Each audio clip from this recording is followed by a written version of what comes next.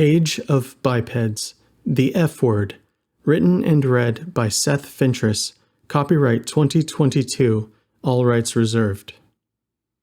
Chapter 1. There weren't many transports flying at that time of night in the mostly automated region of London, not at that elevation anyway. Still, several times an hour, the dark room Laina was hiding in got slightly brighter. Light from vehicles hovering outside the skyscraper where she hid occasionally slipped through the closed blinds above her head where she sat damp on the floor. Not much light, mind you. Just enough for her to glimpse a few disassembled robot limbs, or maybe a metallic torso amongst a host of tools scattered throughout the room. Then it would get dark again, save for the white holographic text projected above a desk in the middle of the room which read, February 13th, 2065. The sound of rain pelted endlessly against the glass window above Laina's head. She found the shadows of raindrops cast by occasional light from distant transports onto her arm to be comforting, but feared she might doze off if she wasn't careful. Laina felt as though she had been sitting there for hours. However, the scent of old pizza coming from somewhere in the building said otherwise. By that olfactory metric, Laina knew she had been in the room less than 30 minutes from the time she had arrived. Her heightened senses could easily discriminate the decay of smell states by the moment. They also told her there wasn't another soul in the building, at least none that she could smell. This made her feel slightly less paranoid about dozing off and accidentally swatting her tail into the metal trash can next to her like a gong. Laina assumed the skyscraper she was hiding in must be more or less a storage facility.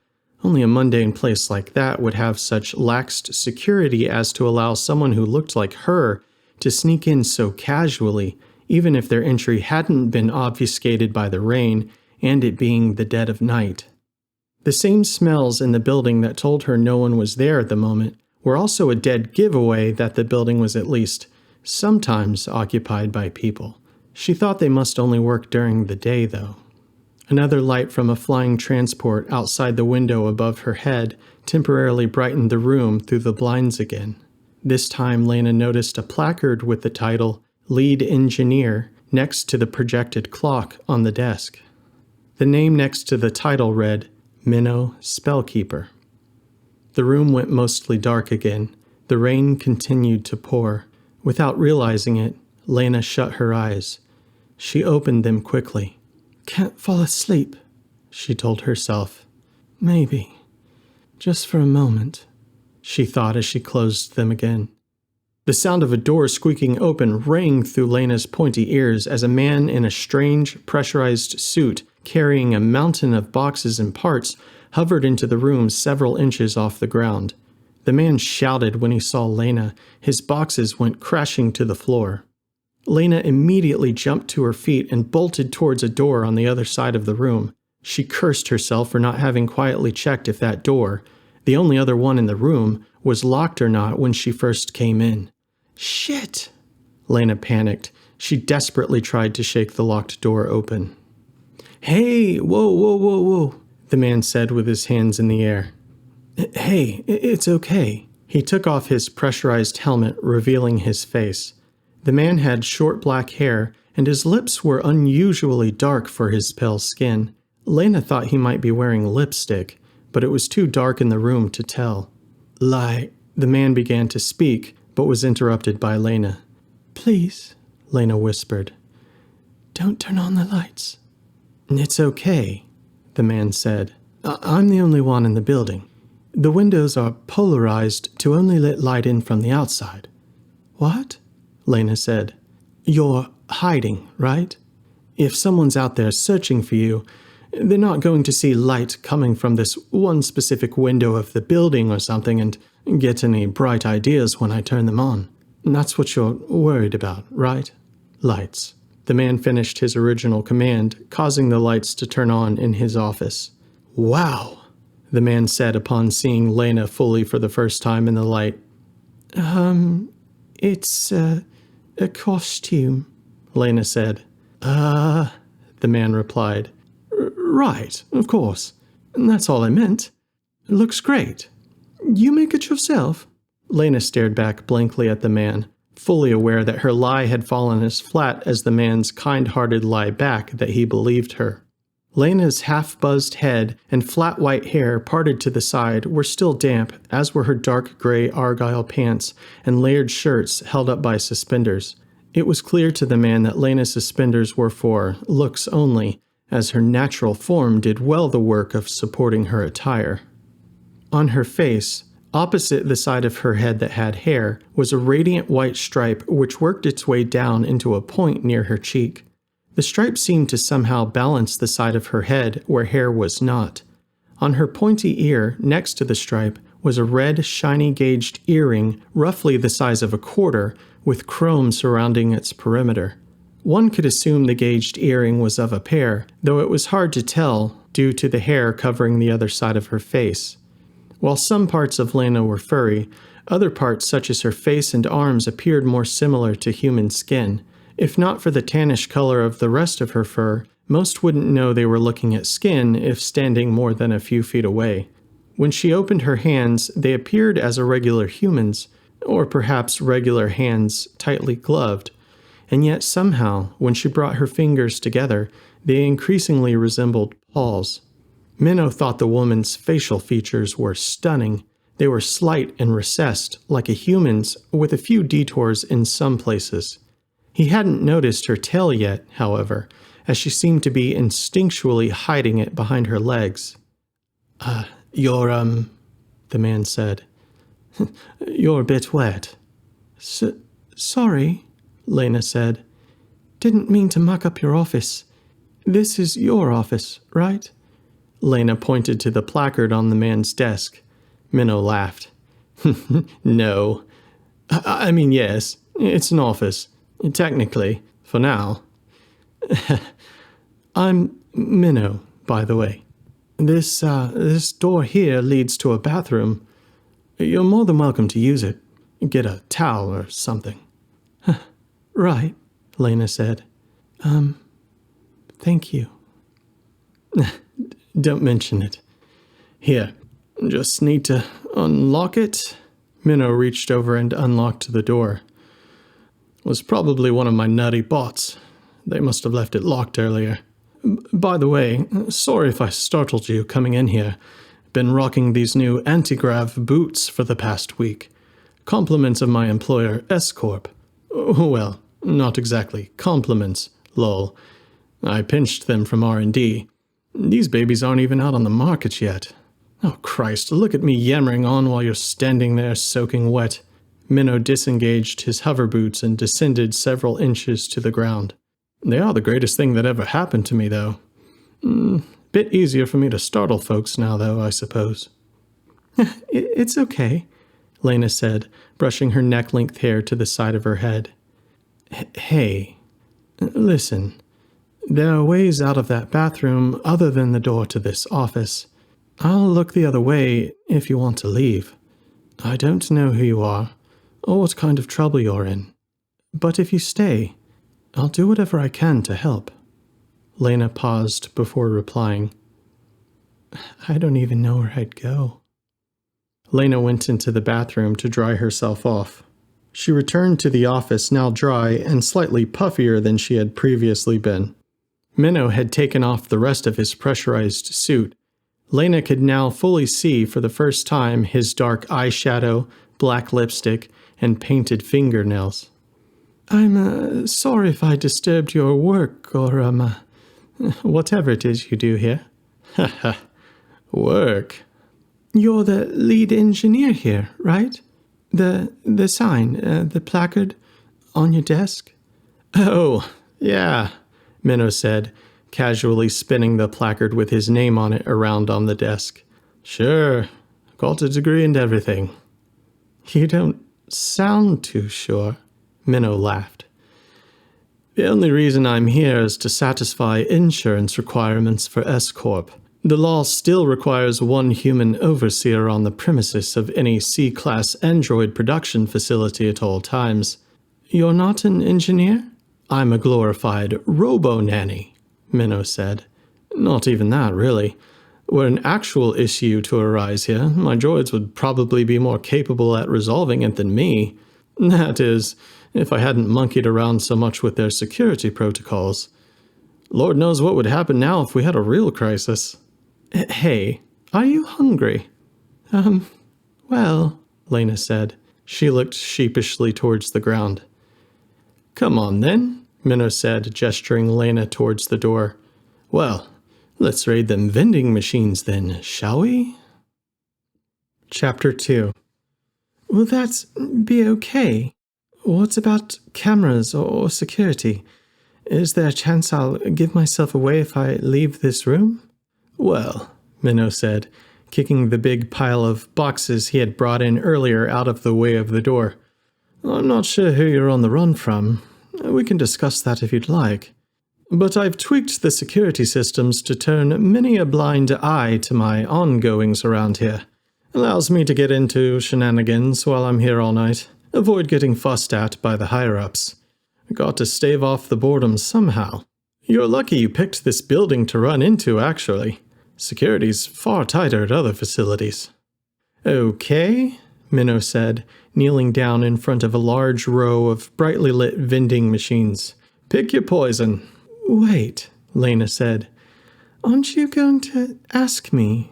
I mean, aren't you curious why I look like this? What do you mean? Minnow said. Aren't you just some sort of club kid with a stunning fursuit, fursona, whatever the bloody hell the kids are saying these days, on the run from, I don't know, a tragically abusive stepfather or something or another?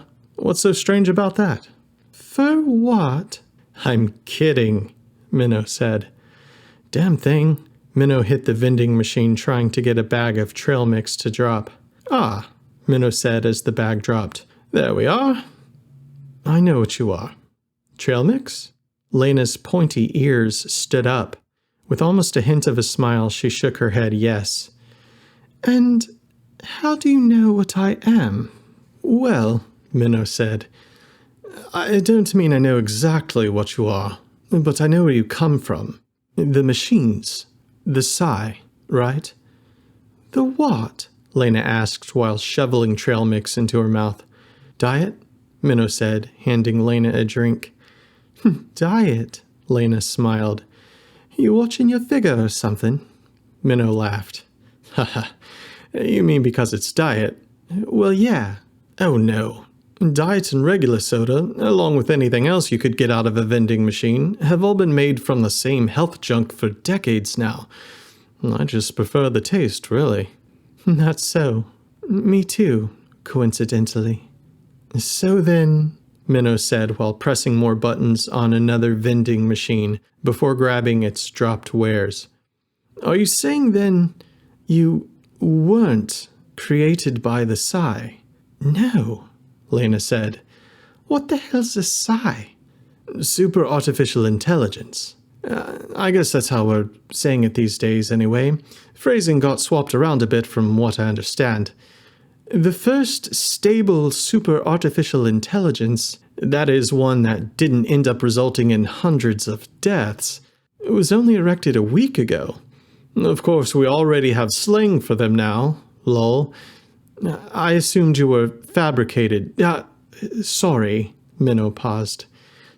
I don't mean fabricated. Conjured? Created, as it were? Made by the machines. Minnow guided Laina to an empty seating area, both now holding sizable stacks of snacks excavated from the vending machines. In front of them was a wide window with a view of London spanning far off into the distance. Towering skyscrapers accented by rows of flying transports kilometers away danced like fireflies in front of them. The rain had not let up a beat. It continued to drum against the window in the dark of night. I hope you don't find this place too gloomy, Minnow said. I like to keep the lights low at night. No, it's nice. Kind of makes it feel like, I don't know, like it's the last day of school or something. Minnow chuckled. I know what you mean. Guess it more or less is, now that you mention it. Why do you say that? Laina said. Oh, nothing. Just a lot of changes going on lately. That's one thing that hasn't, though, at least, Minnow said after sitting down at the table. What's that? Laina asked, opening a crinkly plastic wrapper of a snack cake. I meant Ben, Minnow chuckled. Hope you don't mind me asking, but if you weren't created by the Psy, where did you come from? I mean, you sound like a Brit, but you don't exactly, you know. Were you engineered in London? Engineered? No. My memory of the past couple of weeks is hazy. I'm not entirely sure how I got here. This place. Your world. My world? Minnow said, nearly choking on his drink. You're from another world. I believe your lady friend dropped this, a small hovering robot said to Minnow as it zipped over to the table holding a bag of chips. Right, Minnow said. Thanks, Marty. Marty placed the bag of chips near Laina, reaching all the way around from the other side of the table with his extremely long tentacle arm. Laina slammed her drink down. Her chair made a bumping noise as she abruptly scooted it back. She looked more than prepared to leave. No, Minnow said. It's all right. It's just Marty. Marty helps patrol the place at night. Make sure no ne'er-do-wells sneak in here or anything like that. Ha! Laina chuckled, calming down a bit. She slowly pulled her chair back to the table. Bang-up job he's done. I got in here fine. Take the chips back then, Marty scoffed. Laina quickly grabbed the chips from the table before Marty's tentacle could grab them. Feisty one, Marty chuckled. Born in a barn, were you, Minnie? Gonna introduce me to your friend here or not? Marty, Minnow said. This is, bloody hell. I didn't even ask your name. I'm sorry. I'm Laina, she said. Well, Marty the robot said. Lovely to meet you, Laina. Best be on me way. Chimneys to sweep and the like. Oh, likewise. Marty zipped away. Sorry about that, Minnow said. That's okay, Laina said. What was he? Minnow looked perplexed. You're serious? Marty's an android powered by basic AI. Who you calling basic? Marty's voice came through Minnow's phone sitting on the table. Minnow pressed a button on his phone which appeared to mute Marty's ability to speak. You're really not from here, are you? Minnow said. Well then, if you're not a product of the Psy, and you weren't engineered, do you mean to say you're from another world? Minnow placed his phone in the middle of the table. He pressed a button on the screen which projected a 3D holographic image of Earth from outer space. He zoomed the display out from Earth by making gestures with fingers in the air. Here, perhaps you could show me with this. I don't understand, Laina said. Like your shirt, Minnow said. It's got a galaxy graphic on it. Is that where you're from? Oh, this? She pulled down on her gray suspenders, revealing more of her shirt. No, I grabbed this from a vendor on the way here. And by grabbed, I mean I pinched it, of course. The rain was freezing, and all I had on was this thin tank underneath. I mean, Minnow said, which star system are you from? It's okay if you don't know. I don't mean to sound pushy. I'm just fascinated is all. Star system? Laina said. No, it's all still a bit of a jumble in my mind. But I'm from here. From London, I mean. It's just, this here isn't the here where I'm from. Right, Minnow said. The here where you're from. I mean, my here isn't cluttered with weird hairless apes.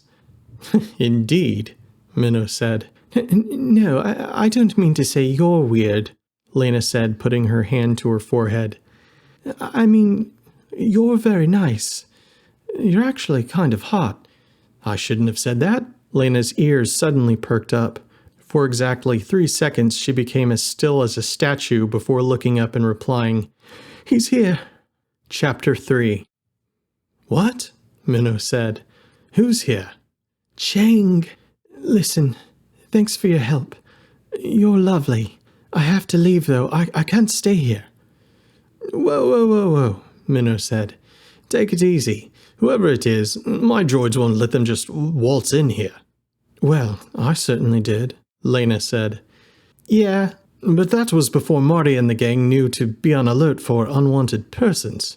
How would Marty know there was anyone you didn't want in here? Laina asked. I just now told you about this.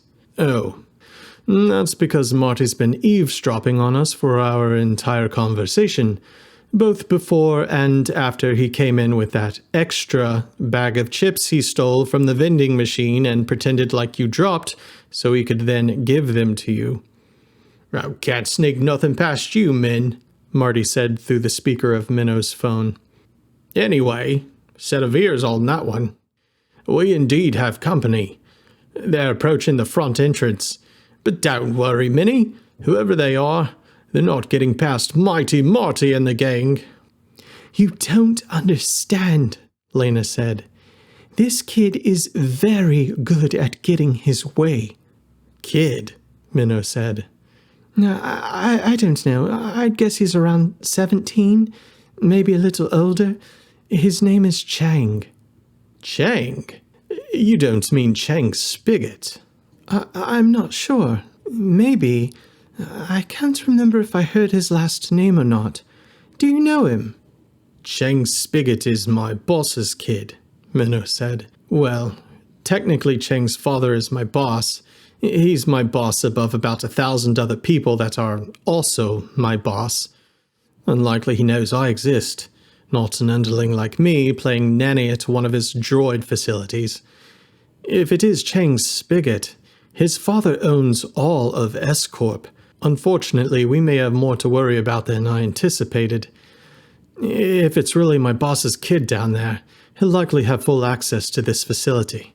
We need to make sure we're talking about the same person. Are there any other details that come to mind? Not really. Wait, I do remember him constantly looking down at some clock on his, I don't know, some kind of high-tech, long bracelet thing on his arm. He seemed to be obsessed with the time.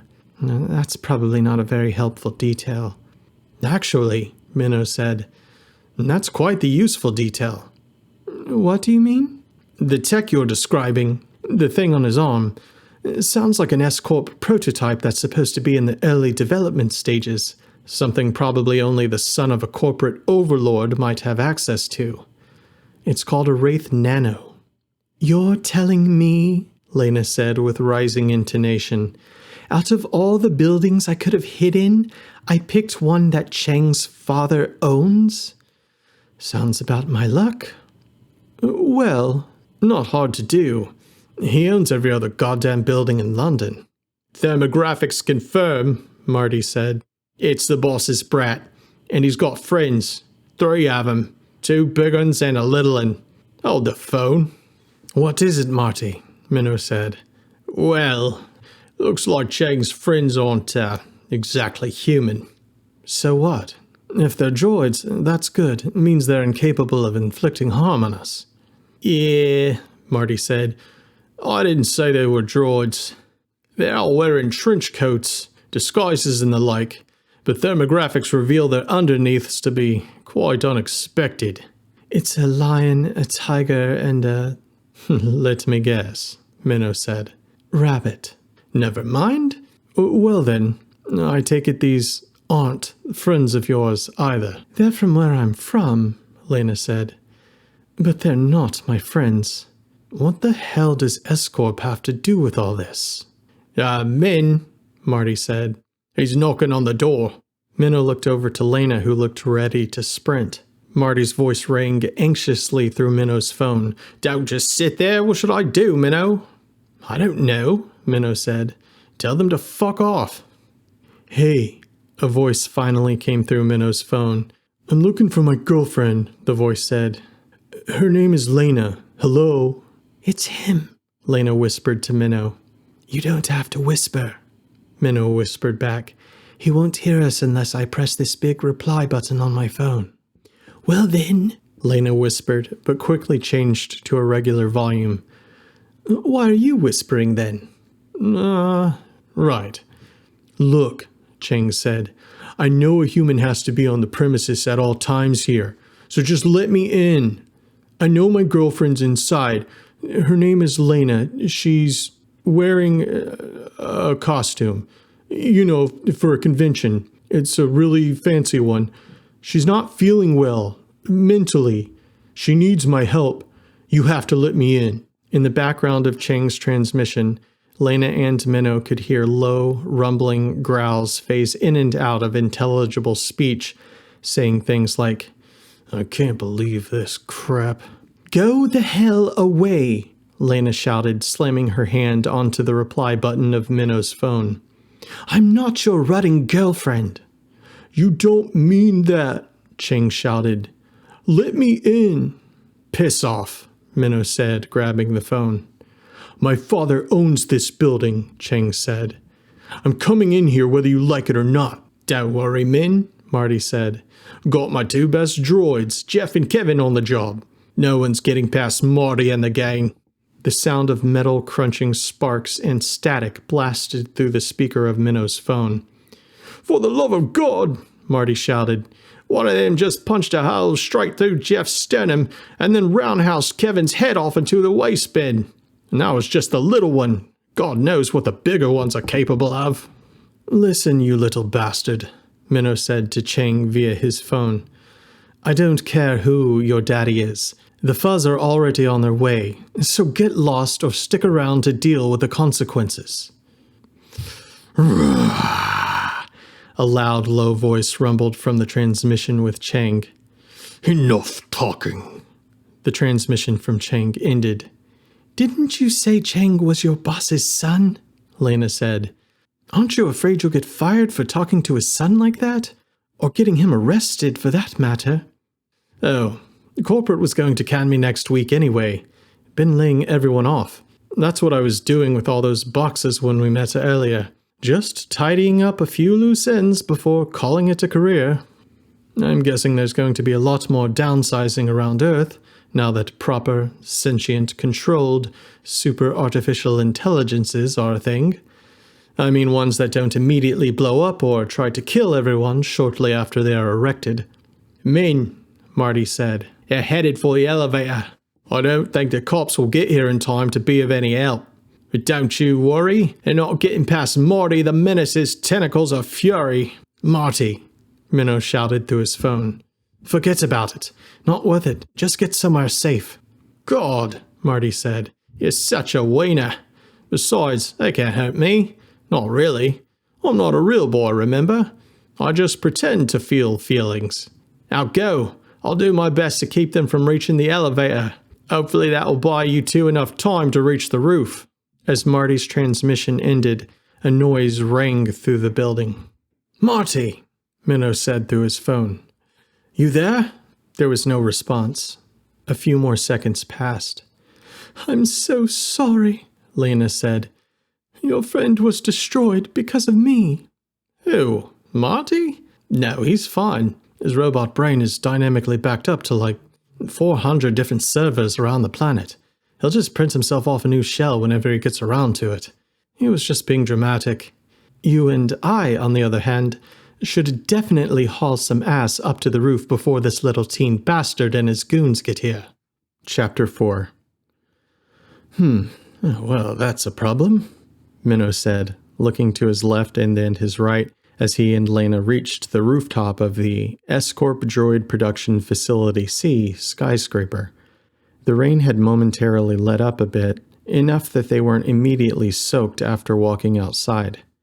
What? Laina said. What is it? Well, all the transport vessels are gone. Then how will we escape? Laina said. Can we, use your magic flying shoes or something? Well, we could. The problem is they don't operate more than 10 feet removed from a stable surface. Laina peered over the edge of the building where multiple layers of speeding traffic were flying thousands of feet beneath. That looks a bit higher up than 10 feet. Just then, a bifurcated door recessed from the floor as an elevator emerged, revealing Chang, the lion, the tiger, and the rabbit accompanying him. This was the first time Minnow had ever seen Chang in person.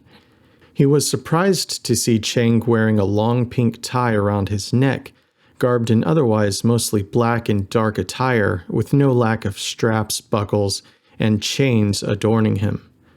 Chang's coat was a cross between a trench coat and a tightly fitted blouse.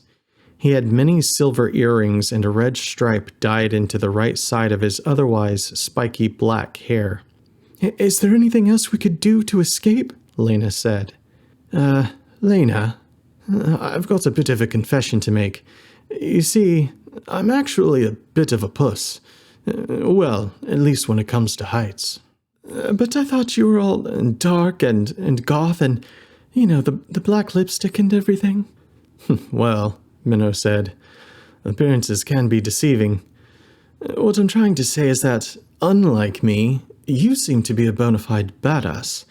I mean, you broke into this building after all. I was thinking, maybe you could somehow make your way down if I gave you my hover boots." "Oh," Laina said. "Well, afraid that won't do." "Why not?" "Because I'm a puss with heights too." "Couple of cards, eh?" Minnow replied to Laina with a smile. The dim rooftop lighting gleamed across their wet faces as the rain picked up. "Listen," Chang said. "I don't know what she's told you, but she's sick. She needs my help. So hand her over." "Hand her over?" Minnow replied. "Does it look like I'm holding her hostage? Besides, the cops will be here any minute, you little prick." "The cops?" Chang laughed. "Great. Then they'll arrest you and hand Laina over to my custody. Seeing how my father owns the police force, and you're already trespassing on our private property, I'll just explain to them that you were fired from this place 2 days ago. You're the one going to be on the run." Is that true?" Laina whispered into Minnow's ear. Good chance of it. Haven't checked my S-Corp emails in over a week." "Laina," the rabbit female finally spoke from under her black hood. "What the hell do you want, psycho?" Laina shouted back at the rabbit. "We need to talk," the rabbit replied. "This isn't what you think." "He's trying to force me to be his rutting girlfriend," Laina said. "He kidnapped us from our home, and you're helping him. I'm finished trying to diagnose whatever the hell's gone wrong with your twisted brain, Styx." "Oh?" Styx said. "Yeah?" She walked towards Laina as she lowered the black hood of her cloak, revealing multiple piercings on huge, laid-back white ears.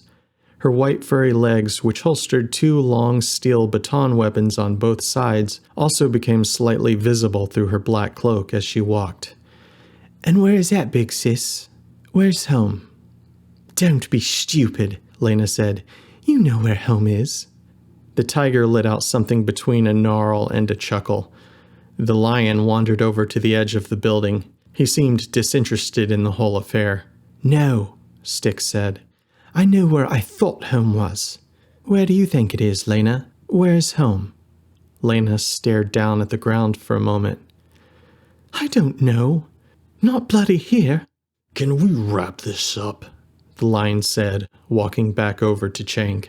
"Come on, Laina," Chang said, walking closer to her. "Let's go." "All right," Minnow said. "Enough of this." Minnow walked in front of Laina and took out his phone and pressed several buttons. "Well," Minnow said, "if I wasn't fired a couple of days ago, I'm sure as hell going to be fired after today anyway. Might as well go ahead and try out this new experimental droid protocol." Suddenly, a fleet of more than 50 S-Corp droids stampeded onto the roof from within the building and zoomed towards Chang and his crew, with Marty the robot leading from the rear. "Get 'em, boys," Marty said. "Don't just stand there," Chang commanded his cohorts. "Grab her!" "Like hell," Laina shouted. She tried to run back towards the roof's elevator, but was cut off by the tiger, who was chasing her while also ripping apart a horde of robot tentacles, attempting to immobilize him. "Min," Marty said through Minnow's phone. "Since these others don't technically qualify as humans, me and the boys can be as rough as we want. Right, that's not the case with Chang, however." While Styx and the others in her group were fighting off the endless swarm of S-Corp droids that Minnow had activated from within the facility, Chang bolted towards Laina to grab her. "Sit down," Minnow shouted. He grabbed Chang from the back of his oversized trench coat and slung him to the ground. "Get her!" Chang shouted to the lion as Laina continued to run around the roof, avoiding attempts to catch her. Minnow turned around as Laina bolted straight for him as the tiger bolted towards her. Minnow believed a collision with Laina to be inevitable, but seconds before she would have collided into him, she dropped to all fours. It was hard to tell in all the commotion, but Laina's back legs had definitely done something weird when switching from running on all twos to all fours. This transformation allowed her to leap entirely over Minnow's head. The tiger had also dropped to all fours, but was unable to jump as high as Laina and knocked Minnow to the ground as he barreled by. The tiger's tail went sailing in front of Minnow's nose, but just before it was out of reach, he pulled on it as hard as he could. The tiger howled in pain and surprise. "No shit," Minnow said, immediately realizing his folly. He sprung up from the ground and ran towards the opposite end of the roof where Marty and a cluster of his droid brethren were. The incredible reaction speed of the tiger was such that his paw nearly grabbed Minnow's foot, only missing it slightly thanks to Minnow's last-second activation of his hover boots, which propelled him forward, simultaneously repelling the returning tiger away. Laina, running once again on all twos, was doing so away from the lion on the other side of the dark and wet roof. She could not see what was in front of her as she was too highly focused on the threat behind her. Minnow turned left and saw in his mind's eye exactly what would play out in the next few seconds. It was then he knew Laina would trip over one of the S-Corp droids about to be slung in front of her feet, next to the building's waist-high retainer wall. This series of events would all be thanks to the steel batons of Styx the rabbit, who was currently holding on to one while upside down, borrowing its added height to successfully upside-down roundhouse kick Bill, one of Marty's favorite poker buddy droids, into the location where Laina would soon be. Something deep inside Minnow told him there would be no preventing Laina's upcoming trip off the edge of the building. Her current momentum was too great, and the roof was too slippery from the rain to reach her in time, and in spite of his extraordinary distaste for heights, he knew he must leap off of the building now, leap into the abyss, leap without knowing what was on the other side, and hope like hell there would be something for his hover boots to make use of on the way down. Minnow was surprised to already find himself in mid-air before he had even thought he was sure of having made up his mind to jump. As Minnow foresaw, the droid kicked by Styx went slamming into the wall in front of Laina, who couldn't see it. Though Minnow shouted for Laina to, "Look out!"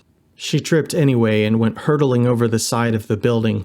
The lion who was in pursuit of Laina also leaped, perhaps to catch her or perhaps to attack Minnow. His intent was unclear. What was clear was that the lion had missed his target, whatever it was, and thus fell thousands of feet into the rainy streets of London below, to his death. Minnow had leaped to save Laina, but in the end it was Laina who would save him.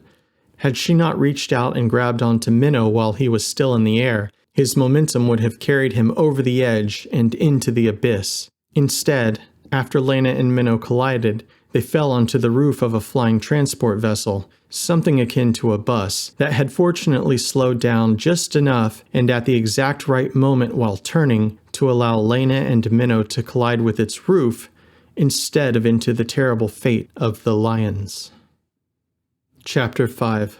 "Holy shit," Minnow said. "We're alive. At least I think we are." Laina gasped and held on to Minnow. As quickly as the wet and slippery transport they were on had slowed down to bank the corner around the escort building from which they had just both leaped, it sped back up again.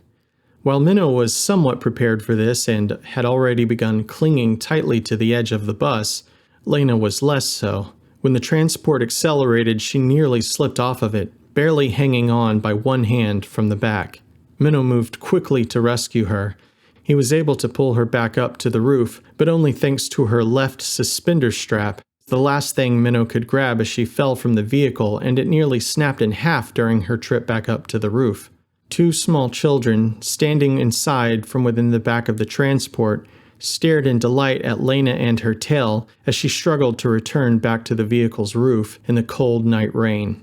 "God," Minnow said through the high-speed wind and rain atop the transport. "Are you okay?" Laina nodded. She breathed heavily and then grabbed onto Minnow tighter. "Is there any way we can get down?" "Well, looks like we'll be flying over the river in a minute," Minnow said. "These anti-grav boots are supposed to be a lot better at cushioning long-distance falls into water than they are London's poor excuse for pavement. The line of traffic this transport is currently in goes under Tower Bridge. We should jump before we reach it." "Christ," Laina said. "We have to jump again?" "Whoa," Minnow said. "What?" Laina shouted as swarms of brightly lit transports went flying past them in the heavy rain across the night air. "There's a bloody canine Christ?" "He was a marsupial." "What?" "Christ. He was a marsupial, not a canine. Well, I mean, if he existed. No one knows for sure, really." "Well," Minnow said, looking down. "Here comes the river. Brace yourself." "I thought you said you were afraid of heights." "I am. That's why I want to get us the hell off the roof of this transport as fast as possible. Hold on tight. On the count of 3. Ready? 1, 2... "And?" Laina said. Minnow looked down again. They had not jumped yet. A bit high, isn't it?" Minnow said. 3! Laina shouted. She pulled Minnow with her off of the roof of the transport and into the river, seconds before reaching Tower Bridge. Laina and Minnow screamed as they fell. Their hair, clothes, and Laina's tail fluttered wildly until they were mere feet away from the water. Their descent was suddenly slowed by Minnow's hover boots. It was no gentle landing, but slow enough to prevent injury to either one of them from the impact. "Oh, look at you," Minnow said as he helped Laina onto the base of Tower Bridge, which had been altered in the 2040s due to a terrorist attack. "All wet again." Laina shivered. Minnow put his arms around her to warm her as they moved towards an ancient-looking service lift under the bridge. "The rabbit," Minnow said. "She called you Big Sis, didn't she? You two related?" Laina walked a bit further before responding. "She was a friend of mine from high school. My best friend, actually. I used to look out for her. Big Sis was her nickname for me, back when we were friends." Minnow said. "Doesn't seem like she needs much looking out for these days. Not from what I saw, anyway." "She was so little back then. She was an easy target at school. Used to get picked on all the time. Funny to think that I had to beg her to start taking martial arts classes with me. I miss the old days." "Oh, I see. I'm sorry to hear that. Guess there's no escaping how much people can change, no matter what world you're from. That's running around, on all fours you and the tiger were doing up on the building. That was pretty amazing." "Well, not all of us can move like that. I was born switchfoot. It's a trait, like being double-jointed or something." "Well," Minnow said as they walked into the cold, exposed lift surrounded by waist-high bars. "I think it's bloody fantastic." "Your Cockney comes out a bit when you get cold, doesn't it?" Minnow said with a smile. He sat down in the corner of the lift, still trying to shake some of the water out of his hair. "No," Laina said. "It's not that, it's just..." "It's what?" My father was from the East End. It happens when you what?" "Never mind it." She curled up next to Minnow. Click, clink. "What was that?" Minnow asked after hearing a clicking noise very close to his ear when Laina pressed against him. Laina looked up at him and smiled. She moved the hair that normally covered the left side of her face out of the way and grabbed both of her gauged earrings and pressed them down and released them with a smile. Click, click. "The hell?" Minnow said. Are those buttons? Like 'em? Well, of course. They're fabulous, aren't they? They're old arcade buttons. They were from the last cabinet my father was working on. I see. Although, if you're using the buttons as ear gauge jewelry now, then I guess things didn't end too well for the cabinet they came from. He died, Laina said. My father, when I was 12. We were able to keep his old arcade cabinets until me and Mom had to move into a smaller house. We did our best to see off the working ones to good homes, but we couldn't give away the last one he had been working on. It was still in too bad shape. I remember he was so excited at the thought of restoring it. I couldn't take the whole cabinet with me when we moved, so I had to make do with prying out the shiny bits and taking what I could. I made these ear gauges out of the buttons. Click, click. That's the coolest/saddest fucking thing I've ever seen or heard. Laina and Minnow broke out into laughter, which quickly turned back into shivering. Hold on, Laina said. Did you just drop an H-bomb, but with the letter F? What? Minnow looked confused. It sounded like you said fucking instead of hucking a moment ago. Stop it. You do not say huck instead of fuck where you're from. You're fucking yanking my chain. You say it with an F. How odd. Indeed. Although, stranger still to me, from what you've told me thus far, it sounds like wherever you're from, multiple mammalian species co-evolved to possess high-level intelligence simultaneously. Are there also evolved apes like me where you're from? I mean, humans, as it were. No, Laina said. There are primates, of course, with some intelligence, not hairless, smart ones running amok everywhere, though. Running amok? Well, I get why you might feel that way, considering the way you've been treated since arriving here. I promise you, we're not all bad. I know, Laina said. She looked into Minnow's eyes. Do you mean to say that, where you're from, there are multiple intelligent bipedal species in addition to the lesser evolved versions? Do you keep them as pets? That's how it is here, isn't it? The street vendor where I pinched this shirt had a little cheeky fellow with him on his shoulder. Oh, Minnow said, scratching his head. Guess you're right. Come to think of it. Minnow let out a brief laugh before coughing from the cold night air. Perhaps that's why multiple intelligent species outside of apes never evolved here. At least not on land. What do you mean? Laina asked. She pulled her arms through her damp sleeves and under her suspenders-bound shirt for warmth. Well, my kind has a bit of a nasty habit of getting on top and then keeping it that way. It's definitely an ape kind of thing to do.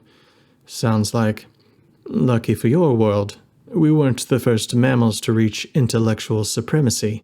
I guess whatever species did get there first must have been a bit more accommodating to up-and-comers. The lift had reached road level of the bridge.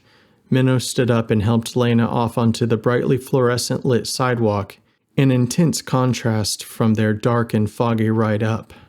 Laina stopped as they were walking and kissed Minnow's cheek as she said, Thank you. Chapter 6. Taxi, Minnow said, hailing down an automated hover taxi. What if they ask questions? Laina said. The taxi? The driverless. What year is it where you're from? 2065. Like it is here. I saw the date on the clock on your desk. Minnow said as they stepped into the warm, spacious, hovering taxi car. Strange that there could be so many similarities and yet so many gaps in the development of our respective worlds. A holographic map displayed as soon as they sat down in the back seat. Minnow tapped a location and the map dissipated back into the air. It does seem tech has developed much faster here. Oh shit, Minnow said. Movies.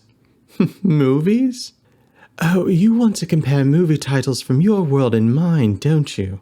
Well, there seems to be an awful lot of parallels between our worlds. We speak the same language, we have similar accents from similar regions. Plus, there's the whole Jesus thing. So why wouldn't there be a you people version of Dinosaur Park or Space Wars? You pronounce his name with a J? Odd. And what do you mean, you people? Well, how do people from your world differentiate between intelligent and non-intelligent mammals?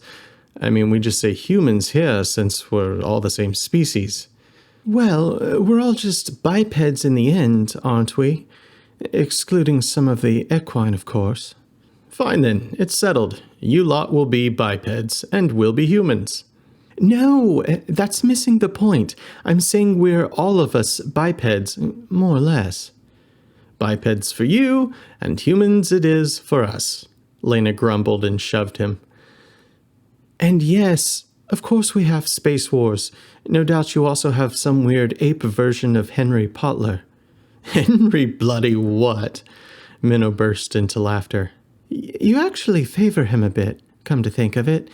Kind of a hot goth ape version. My, the colorful robotic driver of the vehicle said upon adjusting his rearview mirror. That's a stunning costume, miss. Laina looked over to Minnow, very stressed, and whispered, I thought you said this cab was driverless. It is. He's just a part of the concierge service the taxi company performs. So, he's just a robot? Well, no.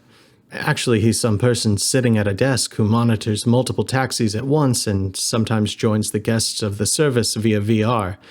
He's not actually driving the vehicle. Shit's all automated. The taxis used to be driven explicitly by AI like any regular vehicle. But as time went on, people grew to miss the human touch of things more and more. I know, it's weird. We can turn him off if you want. Turn me off, will you? The driver exclaimed. Just kidding, miss. I'll be on my way then. Just wanted to make sure there wasn't anything I couldn't do to help you folks enjoy your ride is all. Oh, Laina said. I didn't mean anything by it.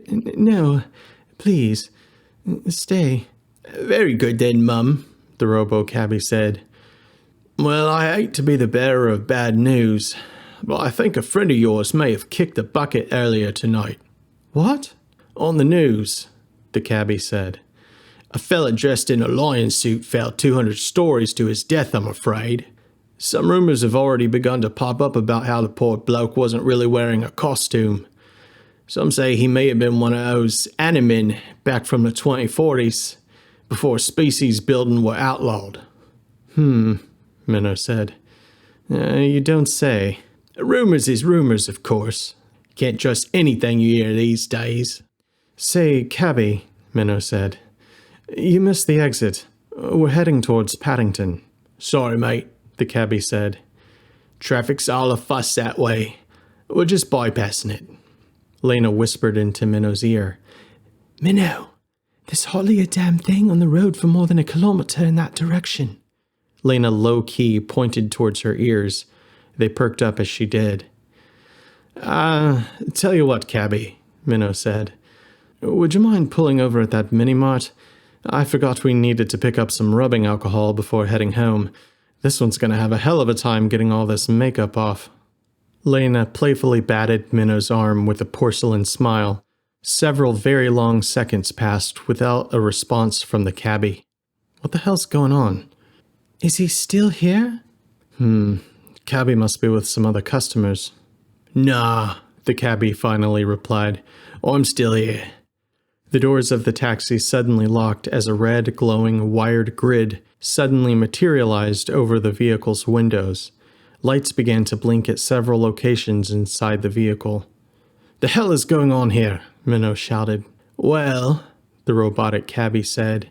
The fact of the matter is, the lion chap that fell to his doom tonight wasn't a leftover animin at all. And he sure as fuck wasn't wearing a costume either, was he? The cabbie chuckled before continuing. The EA says it all might have something to do with a new threat related to the emergence of Psi. Of course, what the hell else isn't these days? So, unfortunately, all taxis in the city are under strict orders to immediately deliver suspicious persons to the EA headquarters." "The EA?" Minnow shouted. "The bloody British Environmental Agency? The EA doesn't have the authority to do shit like that. Stop this vehicle now and let us the hell out." "Well, as you might have noticed, these are strange days, isn't they? Nothing personal, mate." Ah!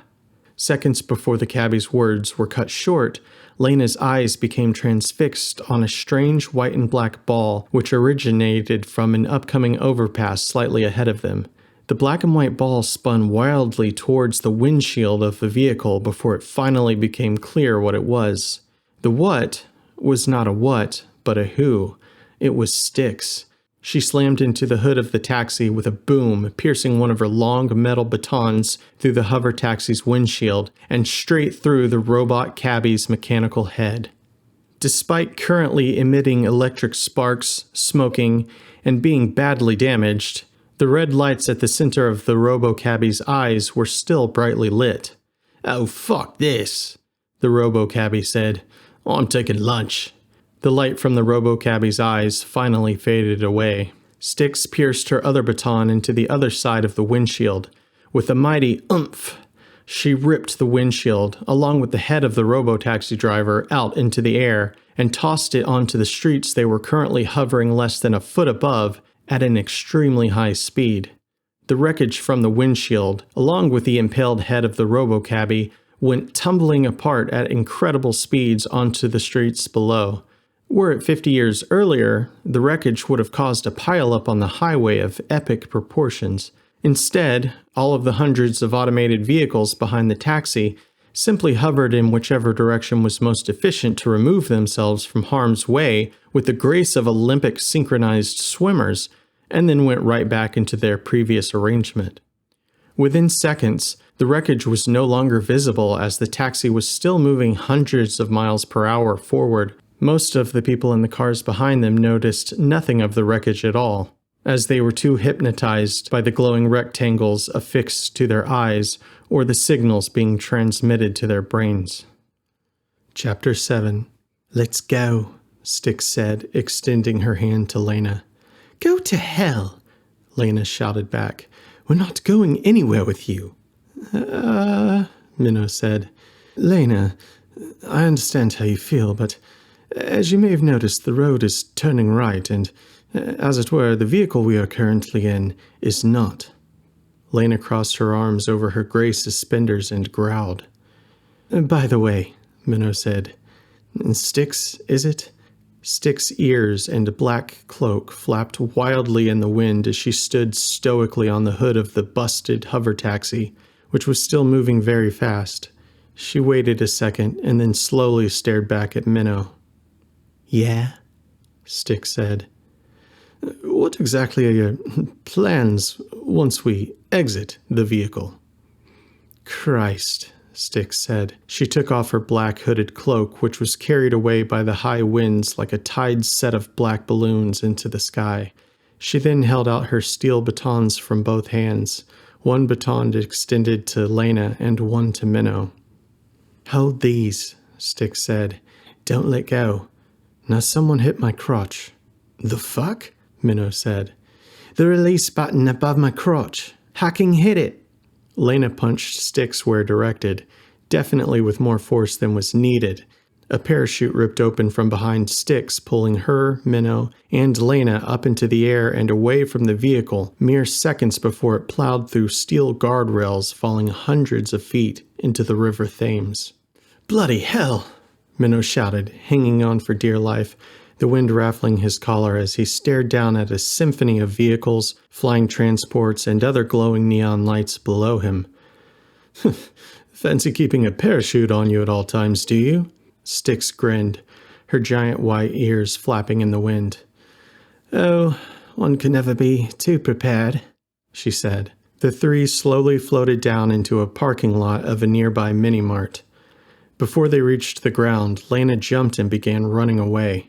"Laina," Minnow shouted. "Where are you going?" "I'm not going back with Cheng," Laina said, now from a distance. She stopped for a second before ushering Minnow to come with her. Come on! We have to get out of here. Why aren't you running with me? Chang doesn't know I'm here, Styx shouted back. I came alone. Laina, who was halfway jumping over the hood of a car, stopped and turned around. Oh, is that right? Laina said. Just out and about on a stroll then, were you? Why the hell were you following us? Chang's been detained by the EA, Styx said, looking down. They linked him with the death of Raza. No, you mean the chap who fell from the building earlier, Minnow said. Gira took off on his own and now the EA is on our asses. So that's it, Laina said. That's all you have to say? What the hell do you want me to say? Oh, I don't know. How about, sorry for betraying you? Sorry for throwing our friendship of 15 years in the bin? I didn't betray you, you ignorant cunt. You ran away before Chang had the chance to explain to you the situation, like you always do. Like I always do, Laina said. What is that supposed to mean? I mean the moment things even get remotely difficult, you disappear. And damn everyone else to hell left to deal with the consequences. Whoa, Minnow said. Everyone needs to cool out. They all stared at each other for a moment in silence. I'm, going to run into the shop over here and get some junk. Anyone fancy a biscuit? You know what, why don't we all just go inside, yeah? Won't we get discovered? Laina said. I thought the EA was hot on our furry asses. What if the shopkeep sees us? There's no shopkeep, Laina. It's all automated. Don't look at me like that, Laina replied to Minnow.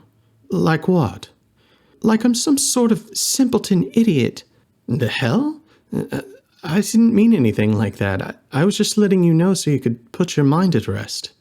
Oh, huck it, Styx said. Let's just get the hell out of the rain. I've got 2 soaking wet 10-pound buckets hanging off the sides of me head. Minnow walked into the store, followed by Laina, followed by Styx, who paused momentarily before entering to twist and wring out her huge white ears.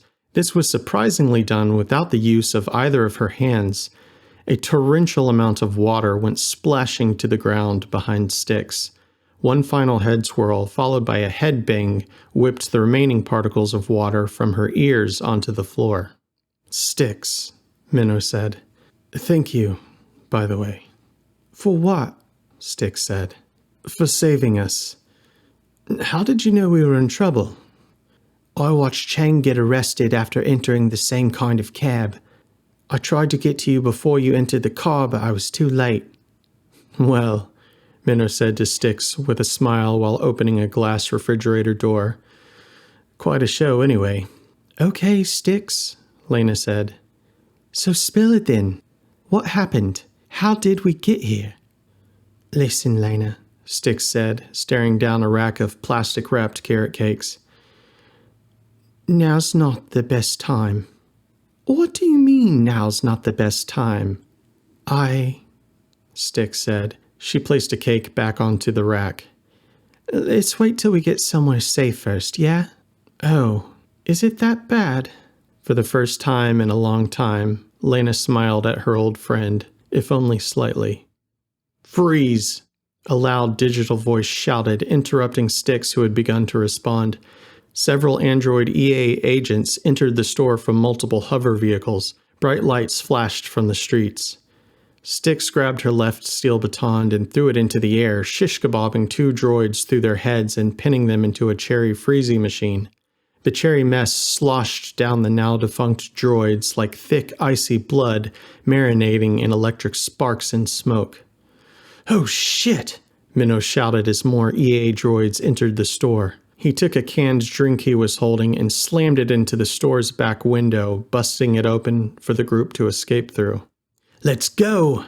Minnow shouted. He grabbed Laina's hand and the 3 jumped through the window and ran back into the parking lot.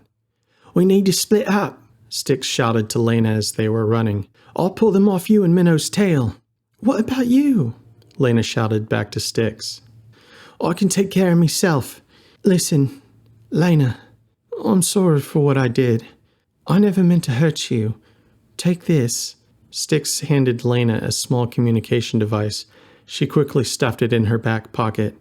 "Contact me when you're safe, yeah?" Styx said. "But where will you go? Chang told us about a place where we could communicate with him should we ever get separated. From what I've seen of Chang's father's wealth and influence, I doubt he'll be detained for long."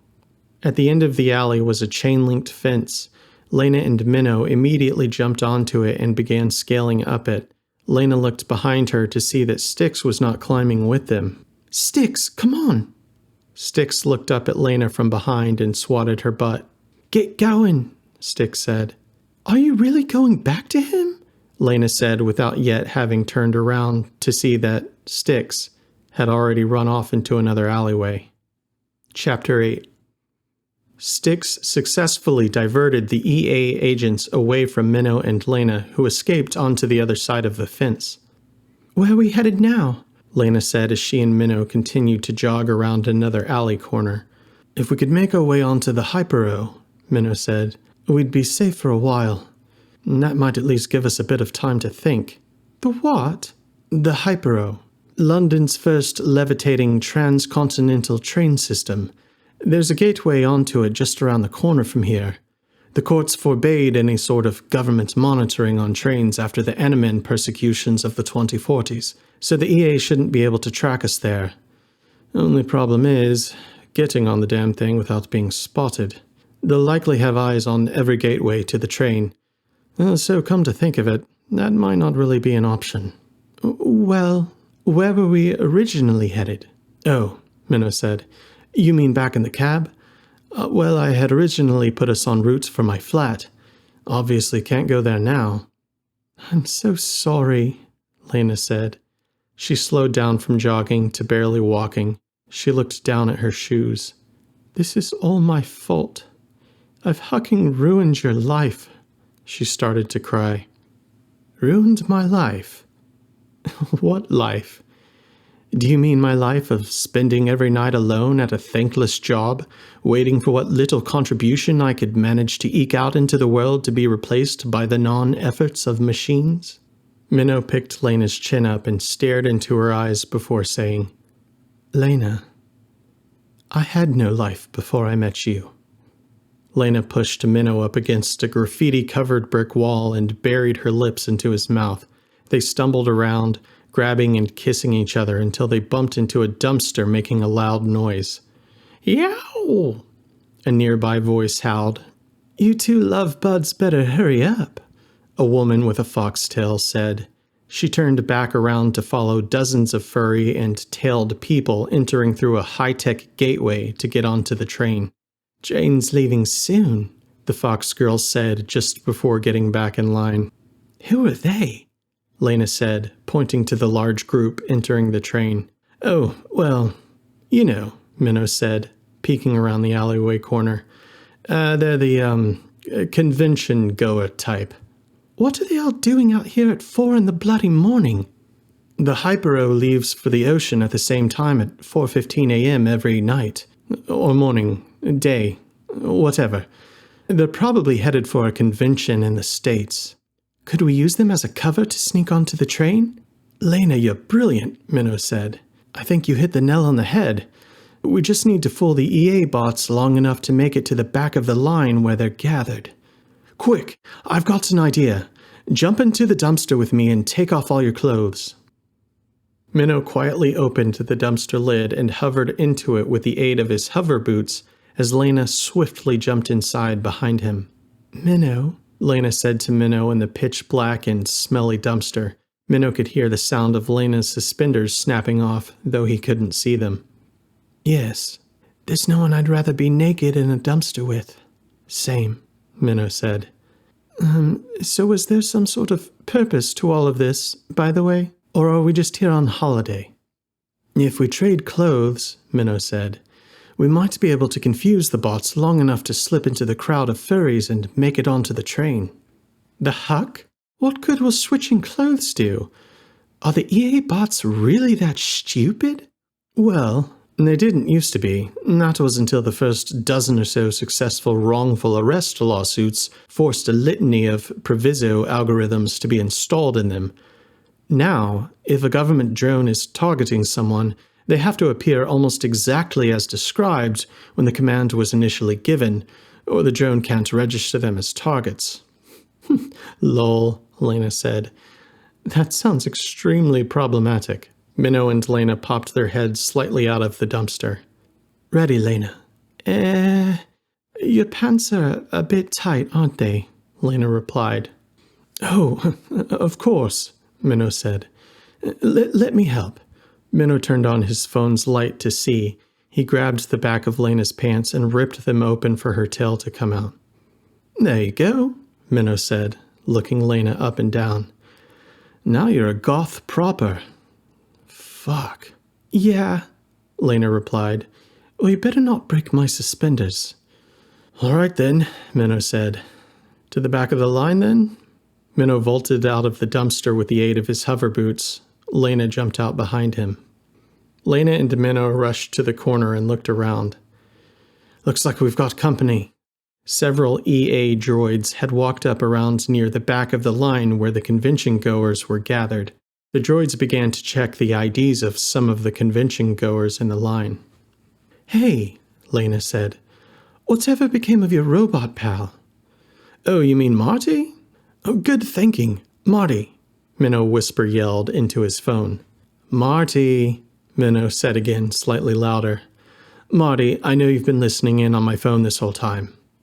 Oh, Marty the robot said. Hey, Min, did you want something? I've been busy with my garden. Oh, right, of course, Minnow said. Well, when you finish up with your azaleas, you think you could rustle us up a distraction? Sorry? A what? Are you seriously going to make me repeat everything I know you've already listened to about me and Laina's current situation? Okay, fine, Marty said. I've got 2 shells that have been trailing you since the run-in with the EA agents back at the mini-mart. What do you want me to do with them? Shit. That's a good question. Laina, do you have any ideas? Huckin', don't look at me. Damn it. Looks like the last of them are already boarding the train. We've got to hurry. Well, Laina said, they're EA, Environmental Protection Agency. Couldn't Marty have his shells do some littering or something like that to distract them? I know, that's getting close to the dumbest thing I've probably said tonight. Actually, that's not a terrible idea. Only we'd have to do a smidge better than tossing a beer can to garner their attention fully. But if the shells were to create a bigger threat than the one the current EA Watcher droids are monitoring, they would be forced to reprioritize. And all this plan would require is neither one of us giving a rat's ass about potentially creating an ecological disaster just to save our own asses. I've got no problem with that. Well then, we're all on board. Any ideas on what the disaster should be? Well, how about a little acid rain? Marty said. Acid rain? Are you out of your electronic skull? I said an ecological disaster, not genocide. Well, Marty said, it's not ever actually going to rain acid then, is it? In fact, you know I'm incapable of performing actions that have an above 7% chance of harming anyone. And what percentage of harm might this have? Laina asked. Well, 6, 7-ish. Listen, it's no trouble at all. I'll just have my shells cause a little spill into the River Thames. The EA droids will be able to tidy everything up hours before any actual acid rain ever has a chance to form. Well, that is if they employ every last droid in their little army to work on cleaning it out. Yes, but won't that kill all the marine life in the river? Oh, Thames hasn't had anything living in it for a decade, love. But you're a sweetheart for caring. Marty, do it. Well, Marty said, I sort of, already gave the command to my shells to set the plan in motion as soon as you said the word disaster. Why do I pretend I have any control over you whatsoever? Seconds later, an explosion erupted from the old Tate and Lyle Sugars factory, which had been fully automated and without human interaction for more than 2 decades. The EA droids turned their heads in the direction of the explosion. The processing units within the droids immediately began receiving camera feed and emergency instructions from the old sugar factory. The camera feeds revealed that a tank labeled sulfur dioxide had exploded open and began spilling into the River Thames. The drones monitoring the train were immediately summoned away to the disaster site. Chapter 9. "Whoa, whoa, whoa," said a large, bearded man dressed as a grizzly bear. The man put his hand on Minnow's chest right as he and Laina were about to walk onto the train. "This is a private glide." Of course," Minnow said. "For the convention. There a problem?" "Traveling a bit light, aren't you two?" the man said. "Where's your luggage?" "What?" Laina said. "We had it shipped ahead of us. What the bloody hell is it to you?" "Is that so?" the man said. "My orders are to only allow those dressed for the occasion on this glide. And you," the man pointed to Minnow, pressing his finger against his chest, "definitely don't fit the bill. Besides, neither of your bios match anyone on my list." "Min!" Marty whisper yelled through Minnow's phone. "The EA are sending more watchers your way." Laina began to growl. Oh dear," Minnow said. "We mustn't get upset. Not in public." The man in the bear suit smiled condescendingly at first, but the wider Laina's mouth became, and the more of her teeth and saliva came on display, the more his smile diminished into an expression of terror. "What the man grimaced. "Richard," a girl dressed as a fox carrying a black tablet said to the man in the grizzly bear costume. "Stop being a you." Laina sheathed her teeth. "But they're not on the list," Richard said. "Fucking," the fox girl said. "What list? What are you talking about? Get on the train, you bloody nerd. Shoo," she said, motioning the man in the bear suit through the door. "My deepest apologies," the fox girl said. "Richard tends to take his honorary position of security guard a bit too seriously. You're both welcome aboard, of course. My name is Henna." "Lovely to meet you," Minnow said. "Oh, and about my fursuit, fursona, whatever. I sent it ahead of me. It's getting some last-minute tailoring in the States. We'll be picking it up as soon as we arrive." "What?" the girl said. "I don't give a fuck. You can do whatever you want."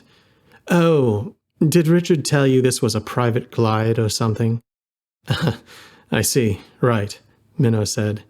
"It's not then, I take it." Henna laughed.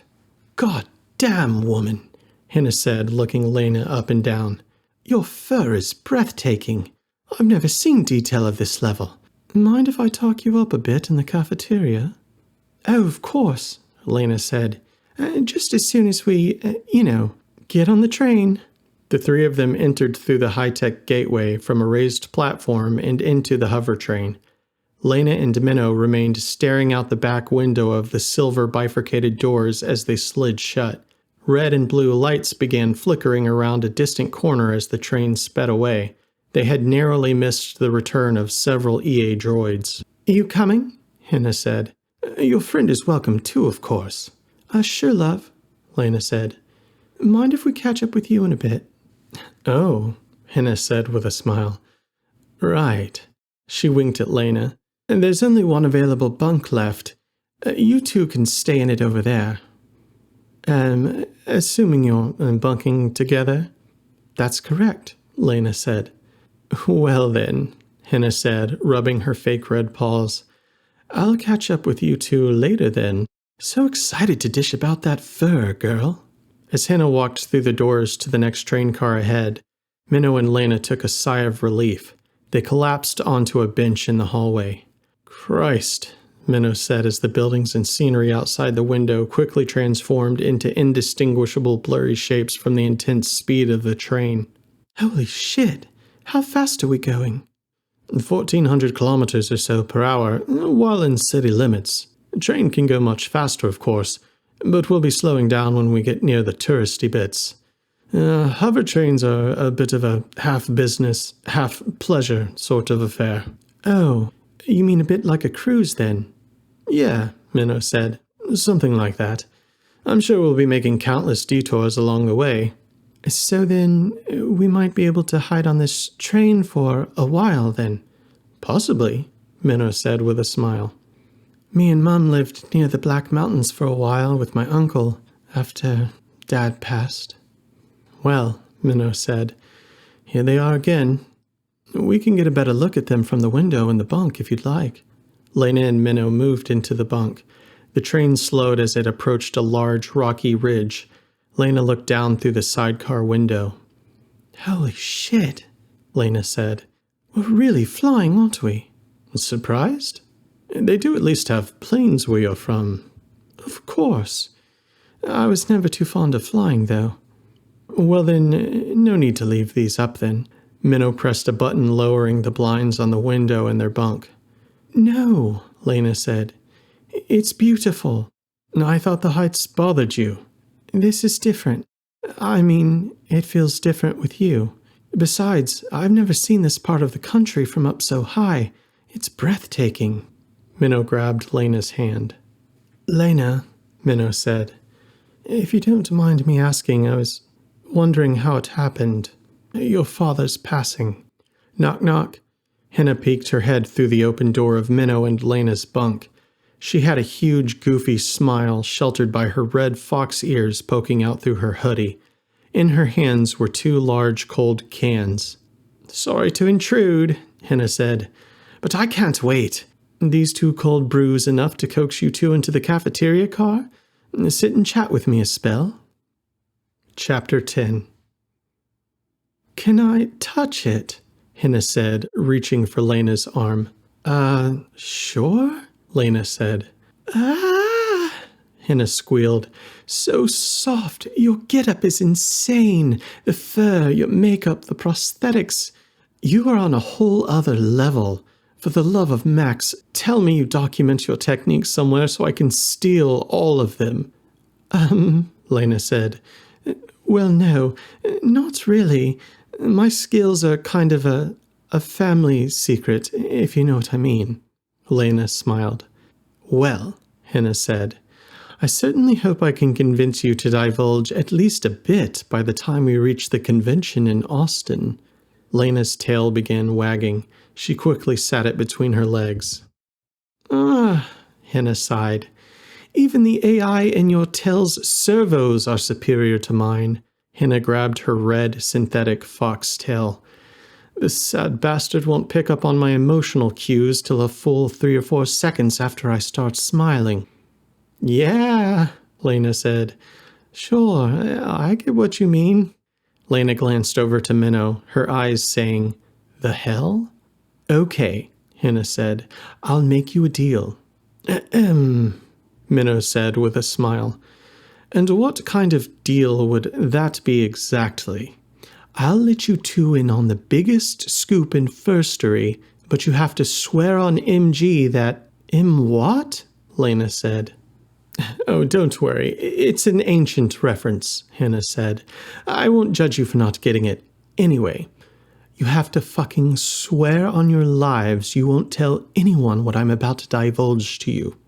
And what exactly do you want in return for sharing this most juicy of scoops? Laina said. Oh, nothing much, really. Just a detailed and complete doc of every technique you've ever acquired to come off so breathtakingly realistic. That may be a tall order, Biscuit, Laina replied. Indeed, Minnow said. Why should Laina trust you with her trade secrets? What could you possibly know that would be worth so much?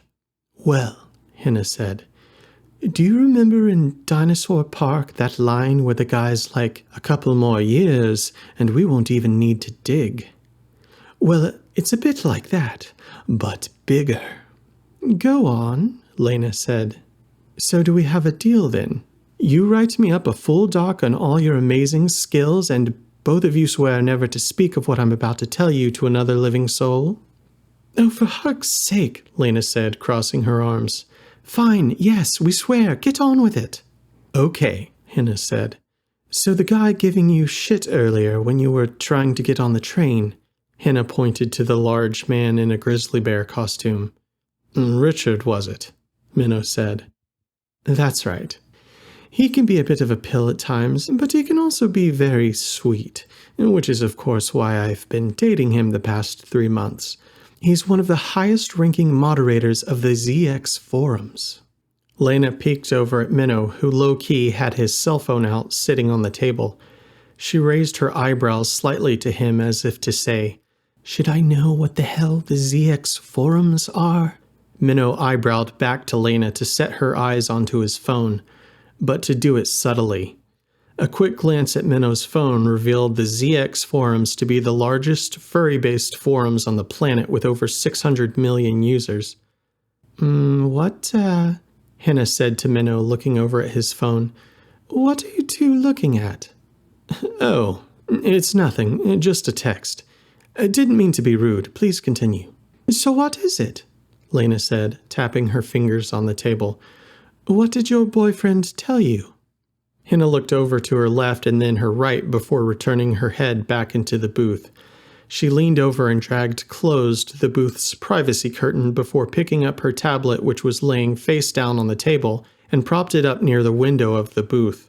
She pressed a button on the side of the tablet which projected a huge 3D cityscape onto the booth's table. "A game?" Minnow said. Hannah laughed. She placed her fake paw up to her mouth to cover her smile. Several seconds after, her bushy red foxtail began wagging. "This," Hannah whispered slowly. She began zooming into the projected 3D world on the table by pinching her fingers into the air. "is not a game." She stopped upon reaching a bird's-eye view of some city below.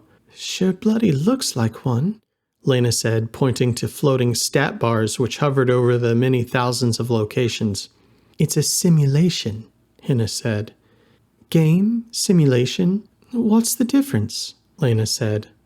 Hannah pinched her fingers into the air again, zooming in even closer until reaching ground level of one of the cities in the environment. "Oh my God," Laina said. "What is this?" "Incredible, no? They call it B-World. This is no Tuesday night run-of-the-mill simulation. This is a 100% true TC simulation." Laina looked over to Minnow for an explanation. "She means," Minnow said, "it's a true causal simulation. It means that every atom of data in this simulation is genuine. That is to say, every atom in the simulation is causally reactive to every other atom.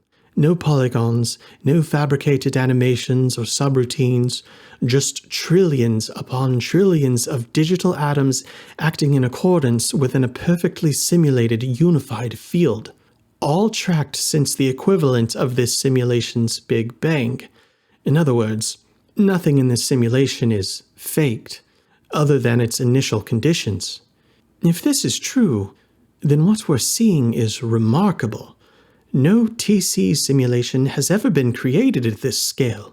"That's right," Hannah said. "More real than real, more authentic than authentic.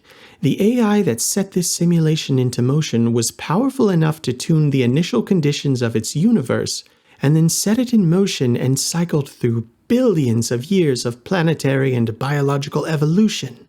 Data crunching on an unfathomable scale. All to deliver unto us these cuties. Processing power on that scale would require access to a real psi," Minnow said. "Only major corporations and world governments currently have access to those." "Chang," Laina said. "Chang's responsible for this, isn't he?" "Of course," Hannah said. "You didn't know Chang Spigot owned the ZX forums? Rich little bastard bought them out when he was like 14. He paid $1 billion or some insane number for them. How could you not know this?" "And so then," Minnow said, "you're saying Chang somehow gained access to his father's corporation's psi and built this B-World?" Hannah nodded yes. "So then," Laina said slowly, "the people in this simulation think themselves to be real. Absolutely, Hannah said, pulling down her fox ears for a moment. This isn't some pathetic fanfic universe whipped up by some low-tier general AI. Each of the B-World assets' memories, life experiences, ancestry, all of it spans back to its in-simulation Big Bang. For all intents and purposes, these Sims are as real as you or I. Well, as real as a digital life form can be. The Psy that Chang gained access to from his father's company was smart enough to set up the exact initial conditions that led to multiple mammalian species to arise to bipedalism and sentience. You know, cat and dog people, as it were. Indeed, Laina said with a nervous smile. That's some scoop. I guess I owe you one hell of a manual. What? Hannah said. This isn't the big secret. I was just about to get to that. I mean, sure, access to B-World is restricted to high-level moderators, but even entry-level ZX noobs usually figure out how to gain enough access to view it. I'm surprised that B-World is news to you. And here we were expecting to pry some info from you two about Irzu Shaddai, which, why am I even mentioning this, as clearly you two have no idea what I'm talking about. Clueless. Hannah's tone changed. She leaned back into her booth with a defeated sigh. What do you mean by that? Minnow said. Oh, well, Hannah said. She reached over to her tablet and turned off the projection. I'm not sure there's much reason to say any more, really. What? Laina said. What do you mean? Why? The privacy curtain on the booth was suddenly pulled back. On the other side was Richard, no longer wearing the head of his costume, and now pointing a laser gun at Laina and Minnow. Because clearly, Richard said, there's no more useful information to divulge from either of you. Look at her. It's clear as day. She probably doesn't even know how she got here. God, Hannah said, standing up. Utterly clueless. Chapter 11. You bitch, Laina shouted. Bitch, Hannah said with a grin, looking Laina up and down. Fancy that. Get up, Richard ordered Minnow and Laina. He escorted them back to their bunk and locked the door behind them. Laina slunk to the floor. Minnow sat next to her as the blurry scenery outside the train whizzed indiscriminately by. What did she mean? How I got here, Laina said. Do you think she knows where me and the others are from? Minnow. She looked over to Minnow, who was furiously pressing buttons on his phone. What are you doing? All wireless access to this room has been scrambled, Minnow said. I guess that's why they didn't bother to confiscate our tech before throwing us in here. Either that, or they hope we'll stupidly give some info we were hiding away while they're recording us in here with it. I'm trying to see if I can hack my way into a sub-network so we can access the internet and get a hold of Marty. Any luck? Not yet, Minnow said. For a bunch of government goons, they've done a decent job at encrypting the room. I will eventually be able to unscramble the signal using my phone's general AI.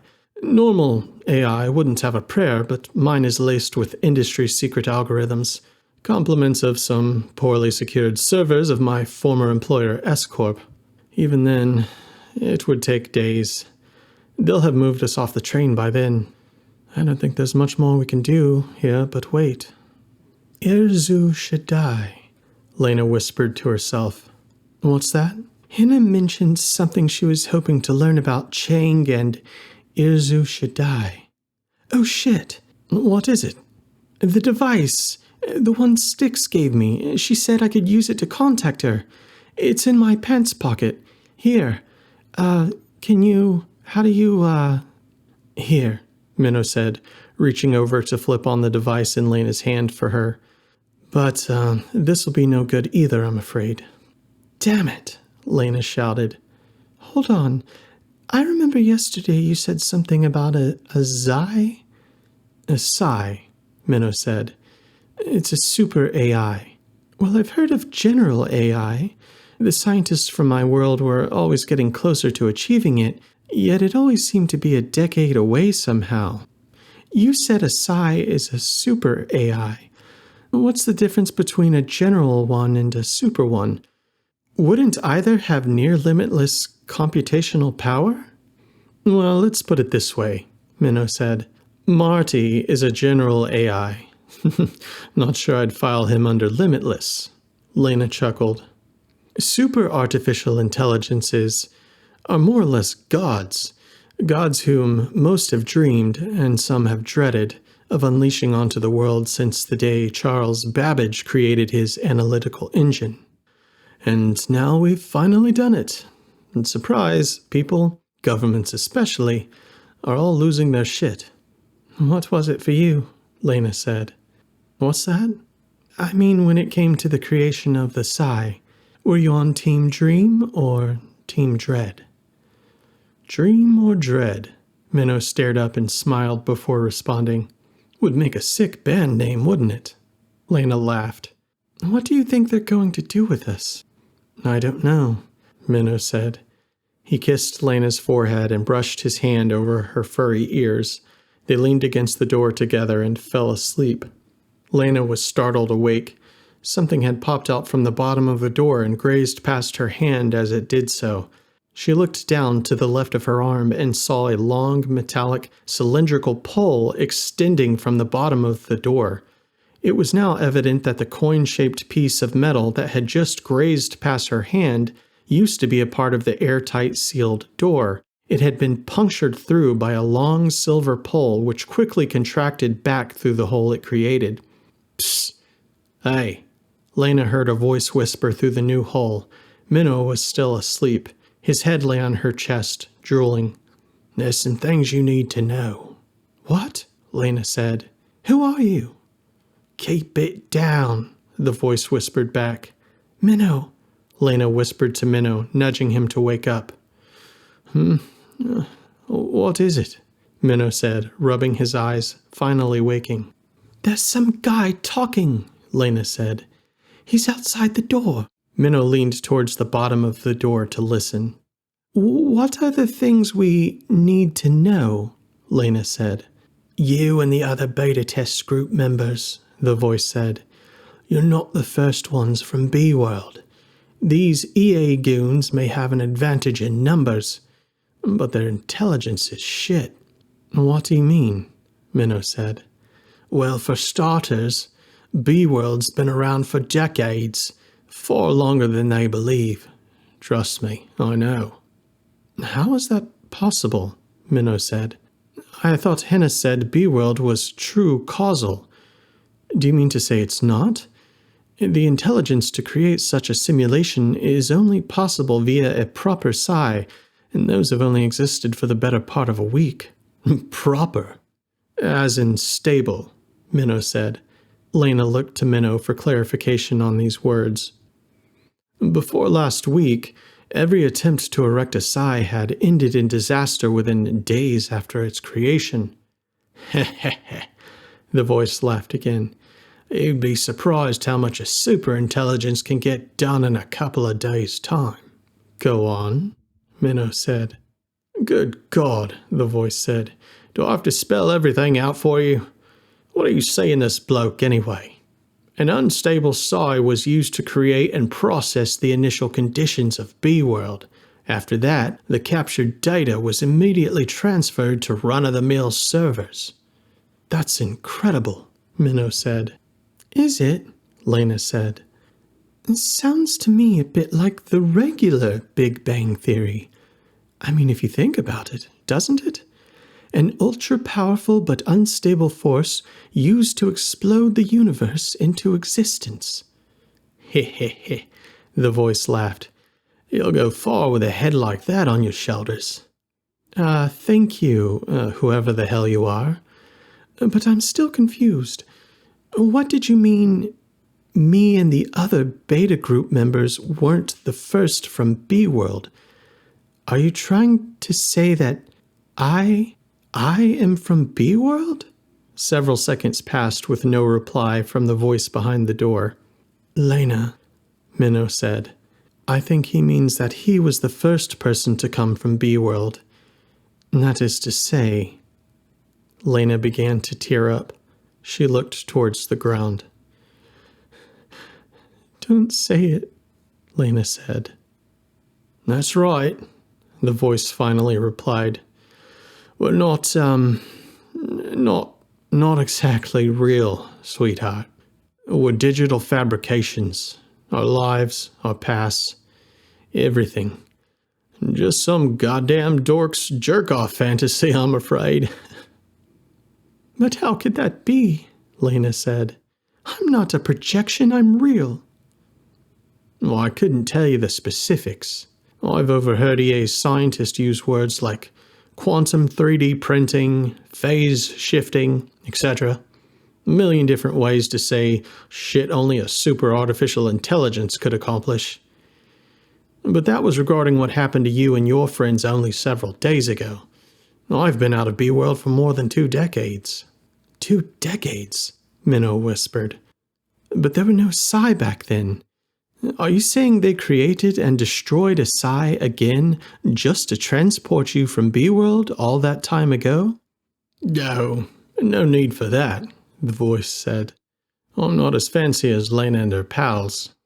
A small silver ball with several lines and glowing dots surrounding it came floating out of the hole in the door and hovered into the air to Laina. "What the hell is that?" Laina said, clutching Minnow. She would have liked to have yelled, but managed to keep it to a whisper.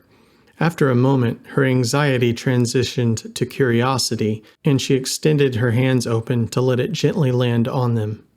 A blinking arrow on the ball seemed to indicate something inside. Laina opened it up. Inside the ball was a small plastic card. "Take this," the voice said. "It'll get your mobile up and running again when the time's right." "What is it?" Laina said, inspecting the card, trying to guess its purpose. Minnow picked it up and immediately stuck it into his phone. Oh, right." "Mates call me Silverwolf," the voice said. "I gotta go now." Minnow and Laina heard the sound of feet walking away from the door. "Wait!" Laina nearly shouted again. Minnow quickly held his phone by the new small hole left in the door. "What are you doing?" Minnow picked his phone back up. No sooner than he did, the man vanished. "Got him," Minnow said. "Here." He shared the view of his phone, revealing the picture he was narrowly able to take of the visitor just before he walked out of sight by holding his phone's camera up to the small hole that had been punctured into the door. Laina and Minnow could see the man wore a newsboy cap and a long trench coat. To the sides of his hat stood 2 pointy white ears that seemed to shine silver even in the dimly lit train. Protruding from the back of his trench coat was a long tail of the same color. "Recognize him?" Minnow asked. "No, I don't think so. What do you think is on that card he gave us? That's like some kind of memory card for your phone, right?" "I'm not entirely sure," Minnow said. "I imagine it will eventually do something. My phone's AI says its function isn't clear. The question is, do we really want it doing whatever it will do?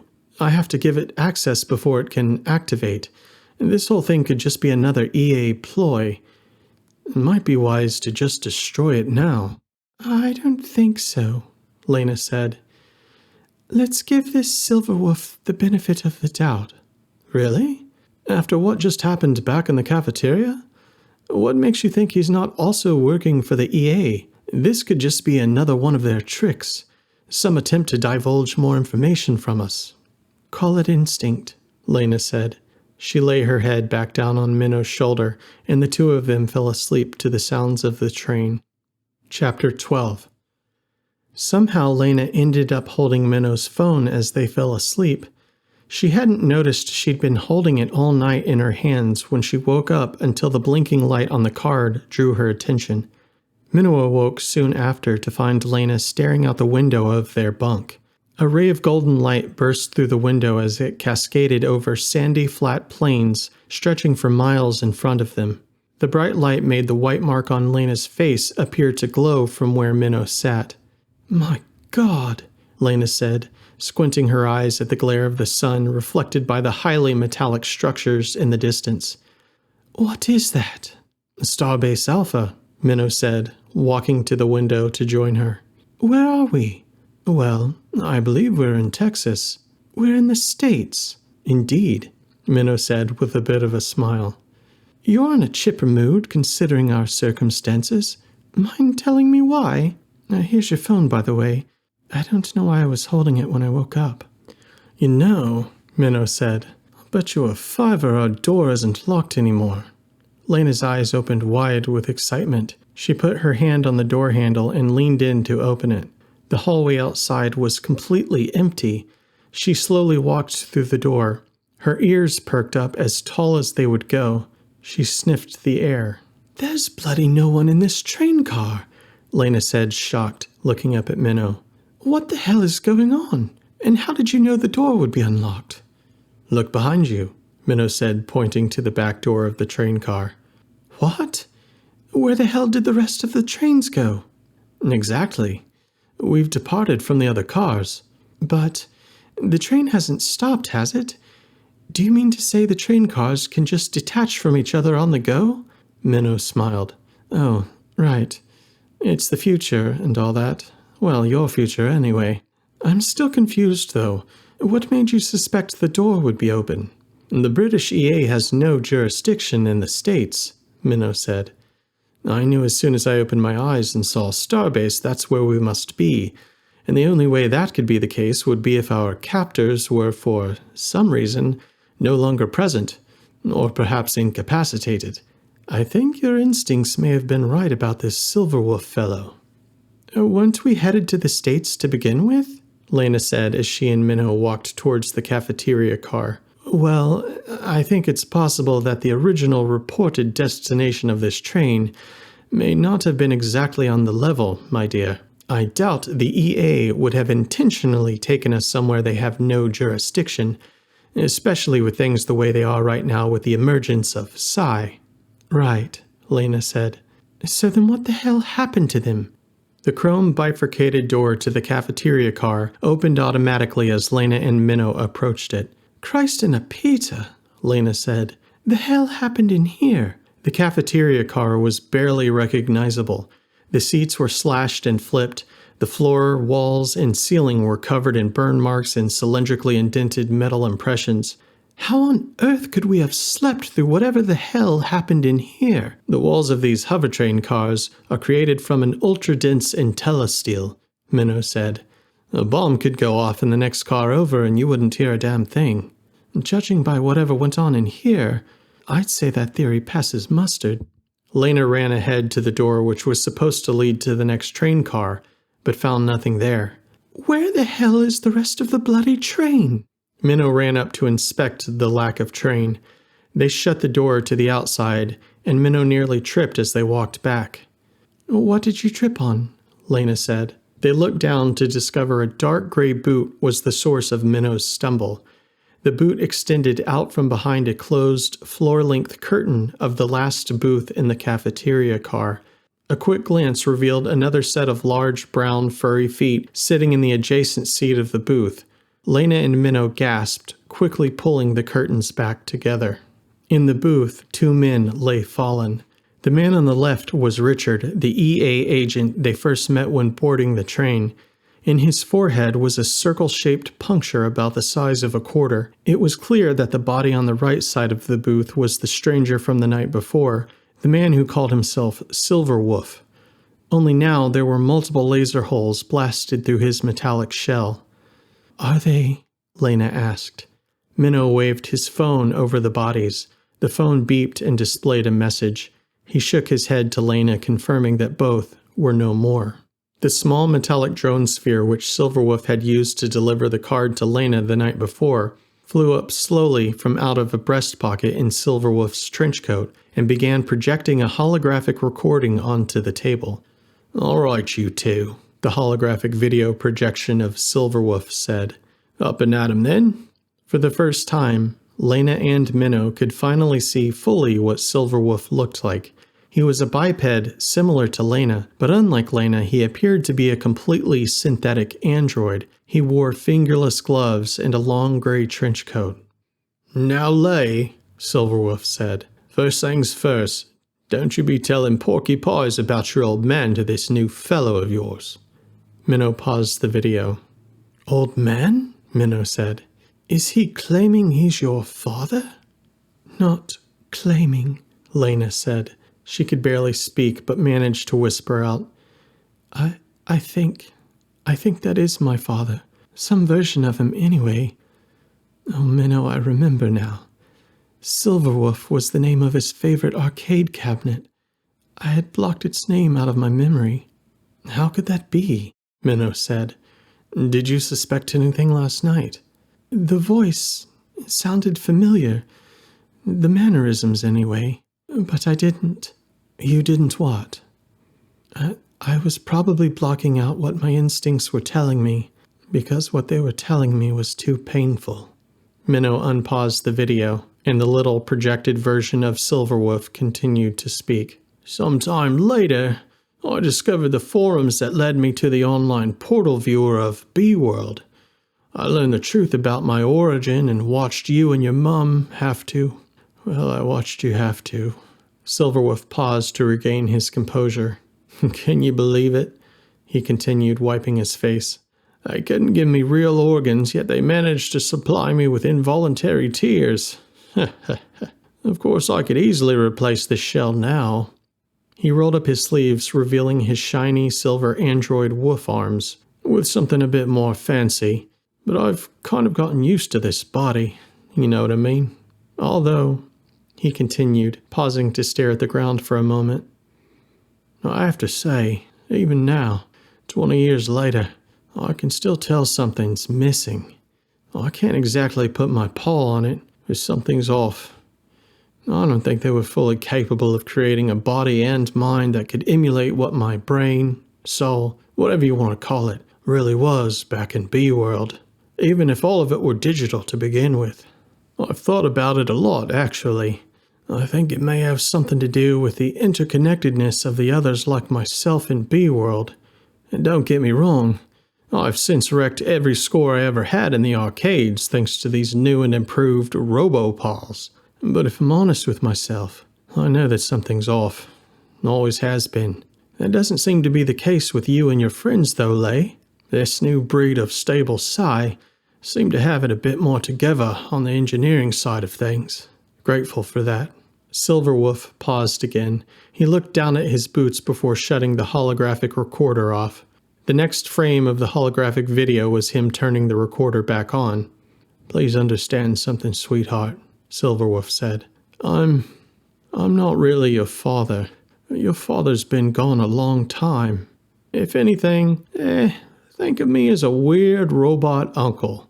As I said, they didn't get it all exactly square when porting me from B-World, I don't think. Too much data to try and compress into a mobile shell at the time compared to the servers that hosted B-World.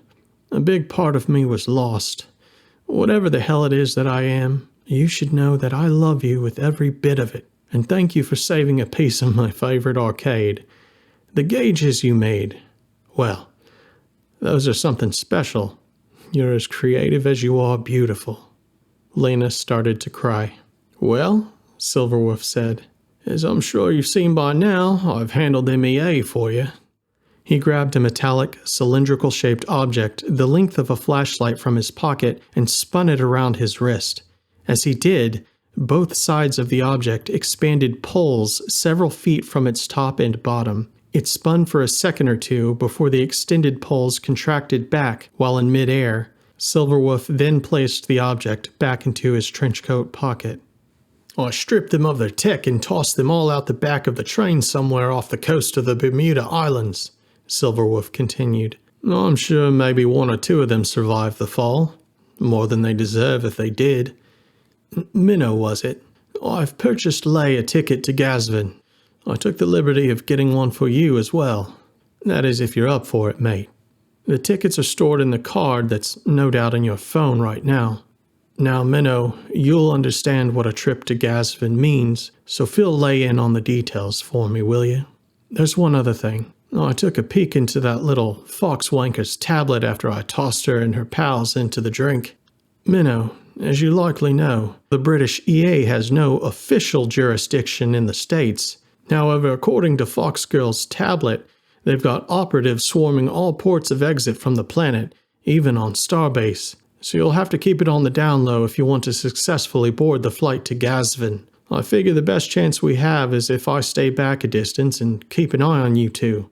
I'll jump the train after recording this message and meet up with you two there to catch the flight and join you. Listen, Lay, for all intents and purposes, a trip to Gazvin is one way. It takes 8 years to get there. They'll put you in cryo for the trip, so it'll be over in the blink of an eye for you. It's not the life I would have wanted for us, for you, but it will be a lot better than having these government bastards on your tail for the rest of your days. Now, I wanted to... The holographic projection of Silverwolf stopped talking as he was interrupted by a laser blast fired in his direction. He quickly dodged it before reaching and activating his telescopic staff from out of his trench coat before dashing out of view of the small drone recording him. The drone recording the message turned to reveal Richard, the EA agent still wearing his grizzly bear suit without its head, firing his laser weapon at Silverwolf. The drone hovered around and followed the two men fighting until they crashed back into the booth at the far end of the train where their corpses now lay. The holographic video projection ended. Chapter 13. Laina, Minnow said. He put his hand on her shoulder as they walked to a booth on the other side of the train car. I'm so sorry. Silverwolf's drone followed behind Laina. It's all right. It was nice to see him. Some version of him, anyway. Styx was right. I have no home. I guess I never did. I'm not even real. Laina, listen to me, Minnow said, grabbing her chin. Fuck that. Why should your past count less than mine or anyone else's? We're all just packets of data occupying the now. What the hell difference does it make if those packets are housed in meat pockets or silicone? Your past, if there even is such a thing, is every bit as real as mine or anyone else's. Laina lifted her head slowly to face Minnow. Now listen to me. I think your father, Silverwolf, was on the right track about Gazvin. The people there are a lot more open, far less encumbered by the shitty old ways of Earth. Your father buying that ticket for you in advance couldn't have worked out more perfectly. We should bloody well use the tickets and go to Gazvin. Both of us. You mean to live? With you? Didn't he say it was an 8-year-long trip? Wouldn't your friends, your family, miss you if you left? Wouldn't that destroy your whole life on Earth? You would do that for me. You've known me less than 24 hours. That's 23 hours and 59 minutes longer than it took me to know I'd never leave your side again. Minnow and Laina grabbed each other and kissed as a large blast of light from the sun over the horizon beamed onto both of them in the train car. The kiss was interrupted from an abrupt change in direction of the train. I thought we were headed to Starbase, Laina shouted. We are. Then why is this train now facing the ocean? Looks like it's headed towards the direction of the liftoff platforms, Minnow said, pointing towards the hundreds of widely separated ocean spaceship launch sites. Although, to be honest, I'm not exactly sure how we're going to board the spaceships there without traveling through the passenger tubes that start at the shoreline. Perhaps there's a new passenger boarding station where you can enter from the ocean. Or maybe it was Silverwolf's plan for us to gain passage via some unorthodox manner. Listen up, a seemingly disembodied voice said. What? Laina said. Where's that coming from? Over here. Silverwolf's drone began to blink red while hovering in circles in front of them. You talk, Laina said. Only when needed, of course, the drone replied. You are what? You sound just like my mother, Laina said. I wouldn't get your hopes up, Laina, Minnow said. I imagine your father, Silverwolf here, programmed his trusty drone here to sound like your mother. Perhaps keep a little piece of home with him. That's about the gist of it, the drone said. You can call me Annie. Was that your mother's name? Minnow asked. Annalise, Laina replied. Unlike Silverwolf, however, Annie continued, I don't possess any of the original code that composed your mother from B-World, I'm afraid. Apologize if I got your hopes up." Laina let out a small laugh. "What?" Minnow asked. "That's exactly the kind of thing Mum would say. In any case," Annie said, "we'll have to wait to talk about this later. The change in direction of the train was not to take you to a special passenger boarding area." "Then where are we headed?" Minnow asked. "Straight into the drink," Annie shouted. "Now quickly, follow me to the roof." "What? Why the devil are we headed into the ocean?"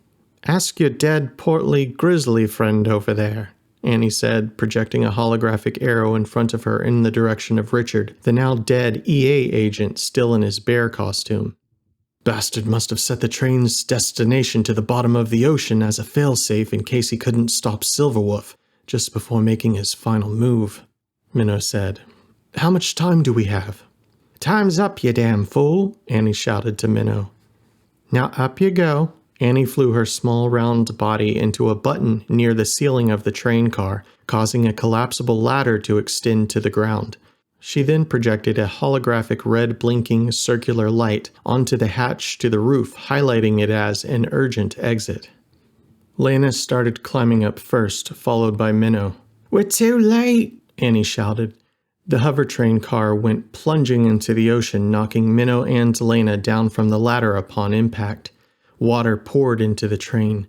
Minnow came up out of the water first and pulled Laina up by her shirt. She choked on the water, but quickly regained her composure. "Come on," Minnow shouted. "We can still make it." He pulled Laina along with him to reach towards the hatch of the train car roof. "What about Daddy?" Laina shouted. "There's no time, girl," Annie said. "You're going to drown. Now get out of here." "I'm not leaving him. Besides, he's some sort of robot now, isn't he? Can't we fix him?" "I don't think so," Minnow said. "My phone didn't detect any dynamic data potential coming from his shell, Laina. That is to say, he wasn't being backed up anywhere. He's gone." The train car was fastly flooding and had less than a foot of breathable air left in its upper deck. "He's not your father, girl," Annie shouted. "And you're not my mother," Laina shouted back. She took a deep breath before diving into the water. When she found Silverwolf's body, she could only manage to get a hold of the collar of his trench coat. She pulled and struggled to rescue him, or at least his shell, but to no avail as its weight was far greater than she could lift. Seconds from asphyxiating, Minnow dove underwater and dragged her to the train's hatch. The train car had now fully submerged by the time they managed to escape it, leaving them with several feet of water to still swim up through to reach the surface and air. A large fleet of security drones and safety vehicles were now speeding towards the site of the train's submersion from several miles away. One black, flying transport vehicle seemed to have a slight gain on the others, however. "I sure hope that's a friend of yours," Annie said, slinging all the remaining water off of her small metallic shell with a frantic spin. "Sensors indicate she's been on our tail for a while." The flying vehicle closest to them finally reached them. Standing on a platform lowered to the ground soon after the vehicle's arrival was Styx the rabbit. "Looks like that communication device I gave you came in handy," Styx said, helping Minnow and Laina onto the platform of her transport vehicle. "Communication device," Minnow said, still catching his breath. "You mean tracking device." "Tomato, tomato," Styx said. Laina turned around from huddling on the vehicle's platform as it lifted back into its docking bay. Clutched in her hands was all that remained of Silverwolf, his soaking wet trench coat. Chapter 14. "Of course it was a tracking device," Styx said. "It was Chang what gave it to me, wasn't it? Where do you think this transport came from?" "He's not here, is he?" Laina said, still clenching Silverwolf's trench coat in her hands. "Of course not," Styx said. She handed Laina a towel and threw another one at Minnow. "Chang's been detained by the EA back in Britain." "What are you planning to do?" Laina said, arms crossed. "Lock us in here and take us back to him once they let him go? That's why you're here, right?" "Chang is a mess," Styx said before sitting down on something like a high-tech hammock attached to the wall of the ship. I thought I could trust him. But as per usual, I'm the only one I can trust. She put headphones on over her huge ears.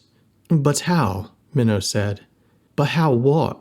Styx said, momentarily pulling her headphones down around her neck. If Chang has access to his father's psi, Minnow said, how could they possibly contain him? Well, Styx said, he never really had full access then, did he? What do you mean? Do you really believe you two would have stood a beggar's chance in hell of getting away from us back on that S-Corp rooftop in London if Chang had full access to his father's company's psi? Fair point, Minnow said after pondering silently for a moment. But how would that...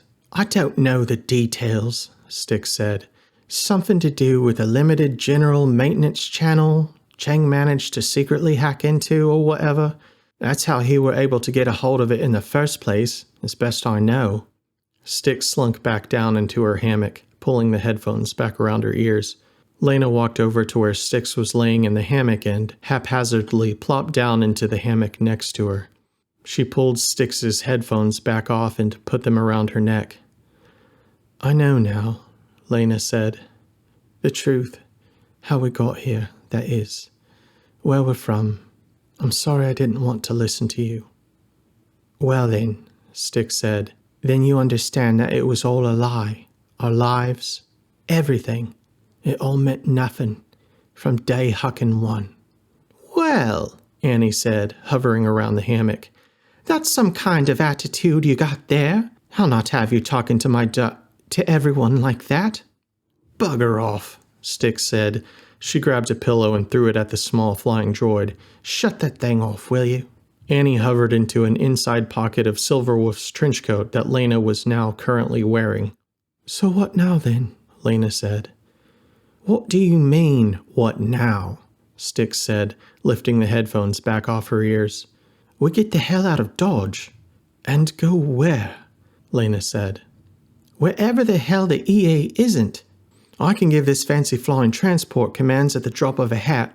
It will do whatever I tell it to. What kind of commands? Laina asked.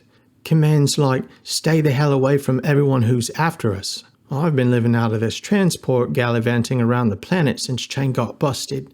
Pretty posh, actually. So, we're just headed in a random direction then. That's it. Forever. You got a better idea? Styx said. Come with us to Gasvin, Laina said. Gasvin? Where the hell is that? Styx waved her paw left and right in front of a series of holographic projected screens in front of her, scanning for locations on the world map. Up, Laina said, swiping her hand down on the projected map in front of Styx. The projection moved up into the sky, moving beyond the Earth's sun and beyond an array of stars before it focused on the planet Gasvin. Laina, Minnow said, waving the memory stick containing his and Laina's tickets. I'm afraid it's not all that simple. We can't just magic up a third ticket for your friend here out of thin air. Styx knocked the memory stick out of Minnow's hand with her right ear, catching it with the same appendage. She brought the stick over to a small tray near some computer hardware on the ship and dropped it in. The stick was promptly duplicated into an adjacent tray after Styx pressed a few buttons on a nearby console. What good is printing another one going to do? Minnow asked. The seed keys of the tickets on the card you just duplicated won't be valid. They're bloody quantum encrypted.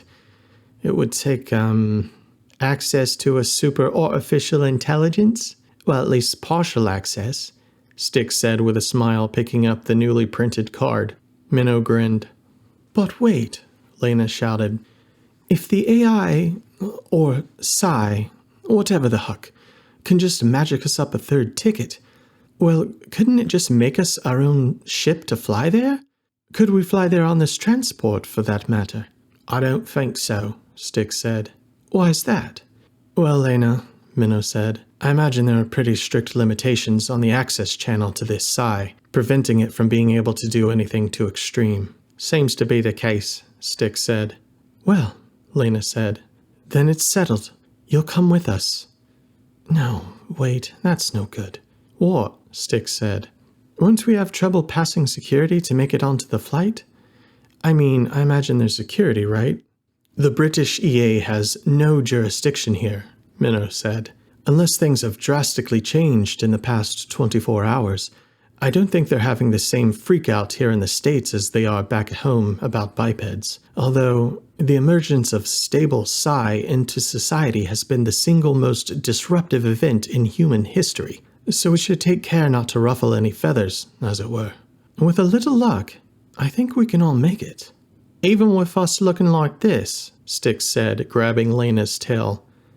Well, Laina said, yanking her tail back out of Styx's hand. Apparently looking like we do is a sport for some.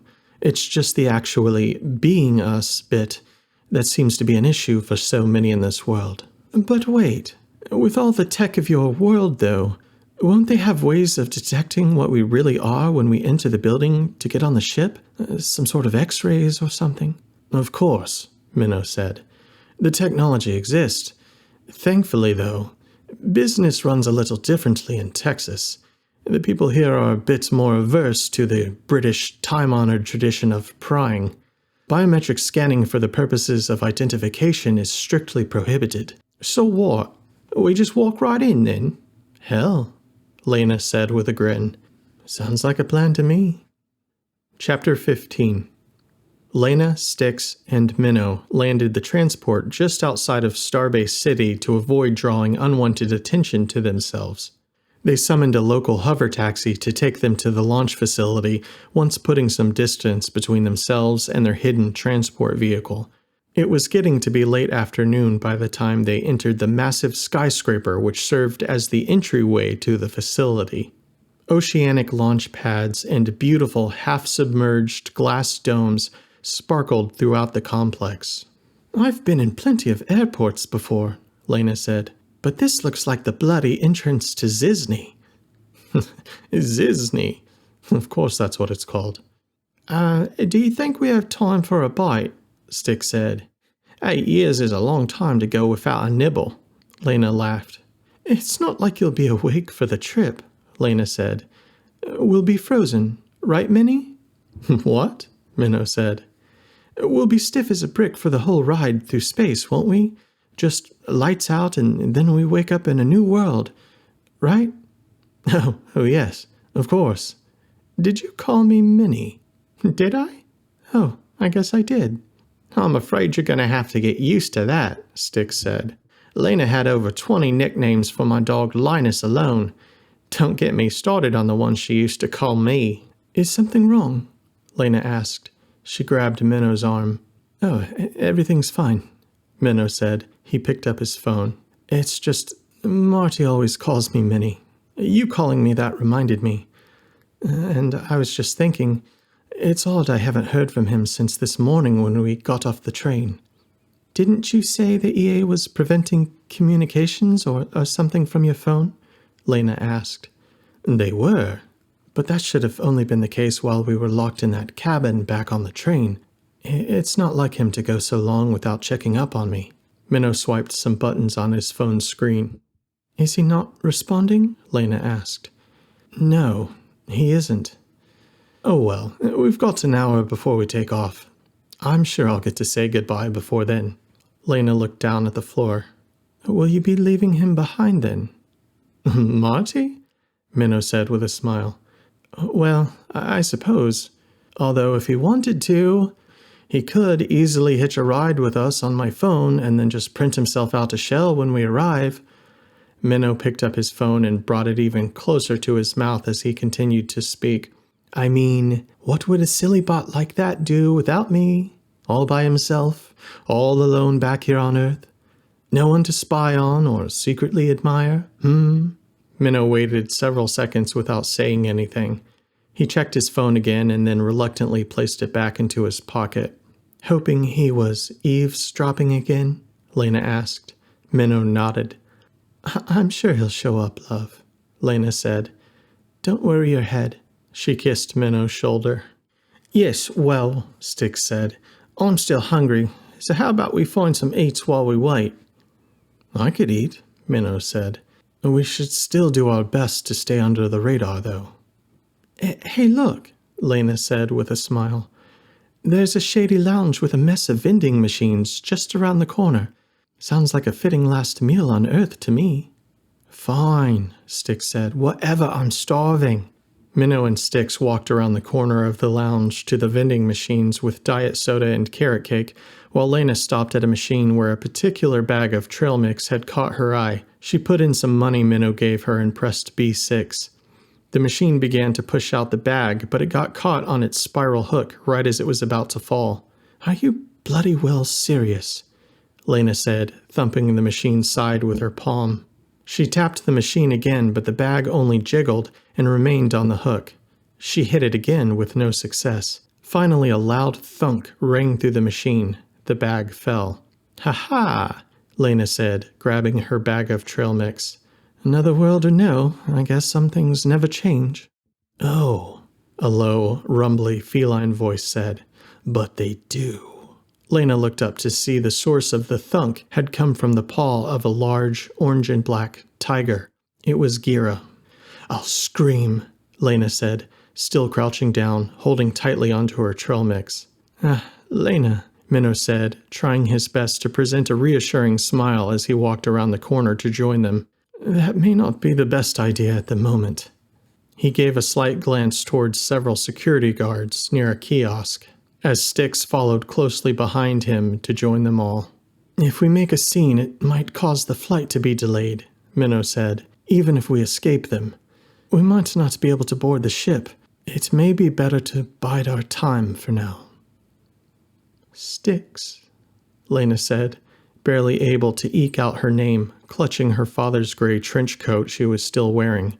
Styx stared back blankly. How could you? Laina said. She hunched over, bracing her hand against the wall, and started crying. I feel so fucking ashamed. So endlessly stupid for trusting you again. Oh, grow up, Styx said. Cheng's bloody father owns this damn world. Do you really think he'd be in custody for more than 5 minutes? You are an absolute disaster, Minnow said to Styx while attempting to console Laina. Styx shoved Minnow away from Laina before harshly grabbing her arm. I told you, sis. You can't trust anyone but yourself. Chapter 16. What are you planning to do? Where are you taking us? Laina asked as Styx and Gira ushered Minnow and Laina over towards a massive glass elevator extending beyond the building. We're going up, Styx said. Jesus bloody hell, Minnow said as the elevator narrowed in on its destination. Just outside of the elevator's glass doors was a massive platform floating over the ocean thousands of feet into the air. This was the largest of many floating platforms located on the facility, which could be reserved for special events.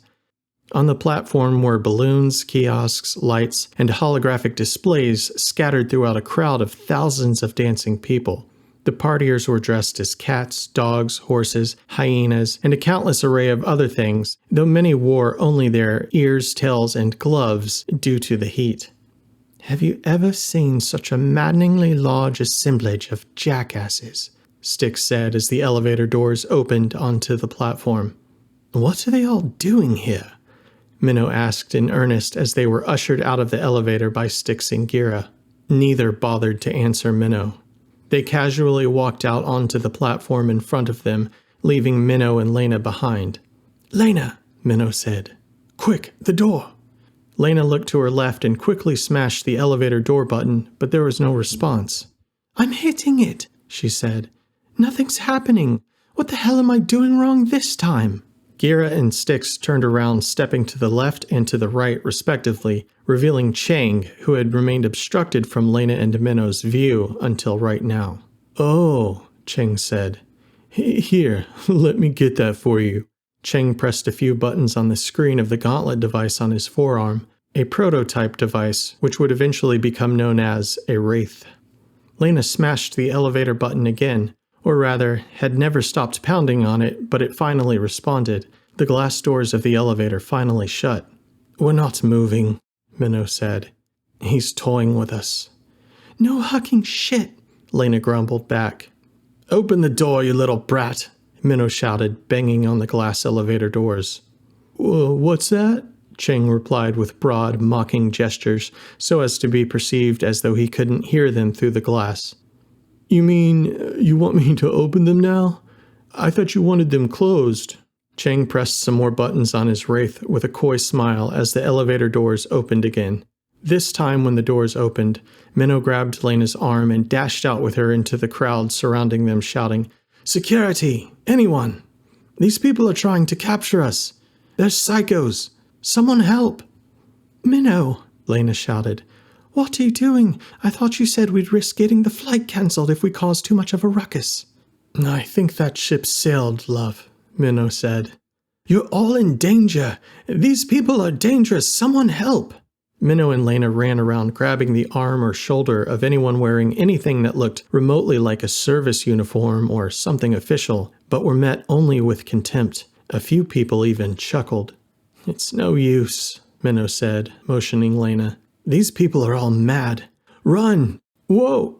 Minnow shouted as mid-step while running, his feet were slammed tight to the ground. He could not move at all. What the hell? Laina began desperately trying to help him pick his feet off the ground. Minnow, Laina shouted. What's happened? It's my hover boots. Cheng must have hacked into them somehow. Can't you just take them off? No, the tightening mechanism, what would normally be handled by shoestrings or Velcro, is electronically controlled as well. Just run, Laina. Run. Go. You can still make it. I won't leave you, Laina shouted back, still desperately trying to help Minnow out of his boots.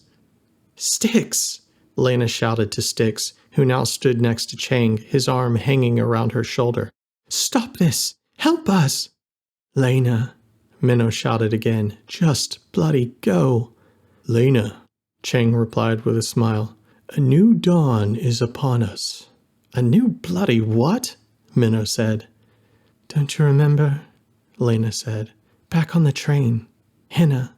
Irzu Shaddai. You mean that fox twat, Minnow said. Laina continued. She said something about Irzu Shaddai. That's what she was hoping to glean information from us about.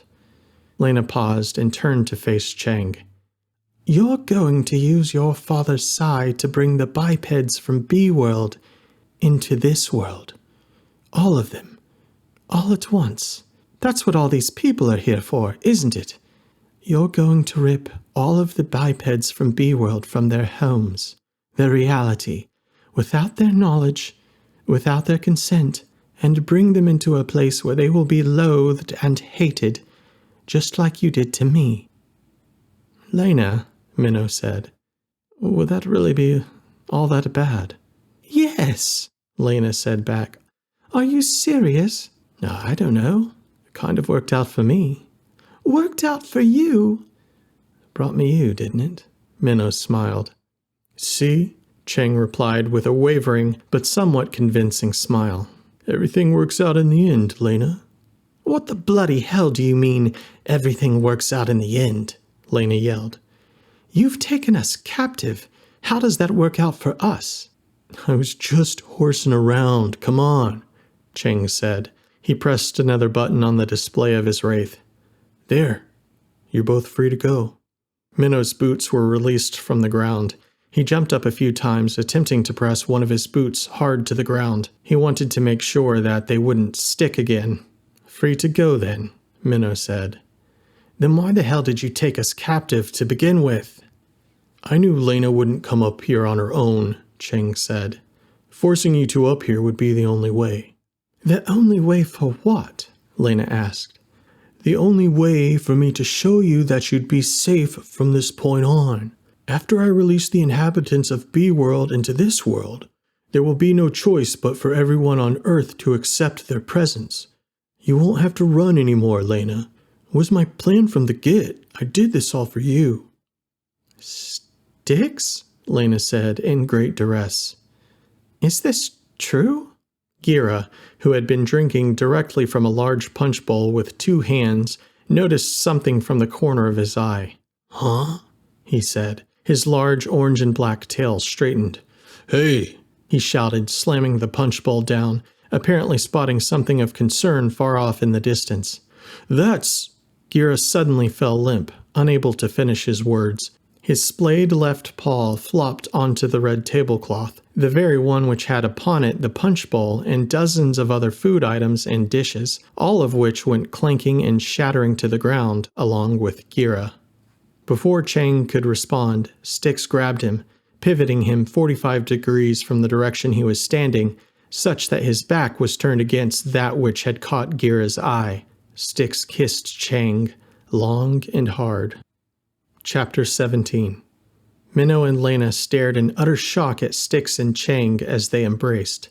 Only seconds later, Chang collapsed to the floor, with Styx still facing her back to both of them.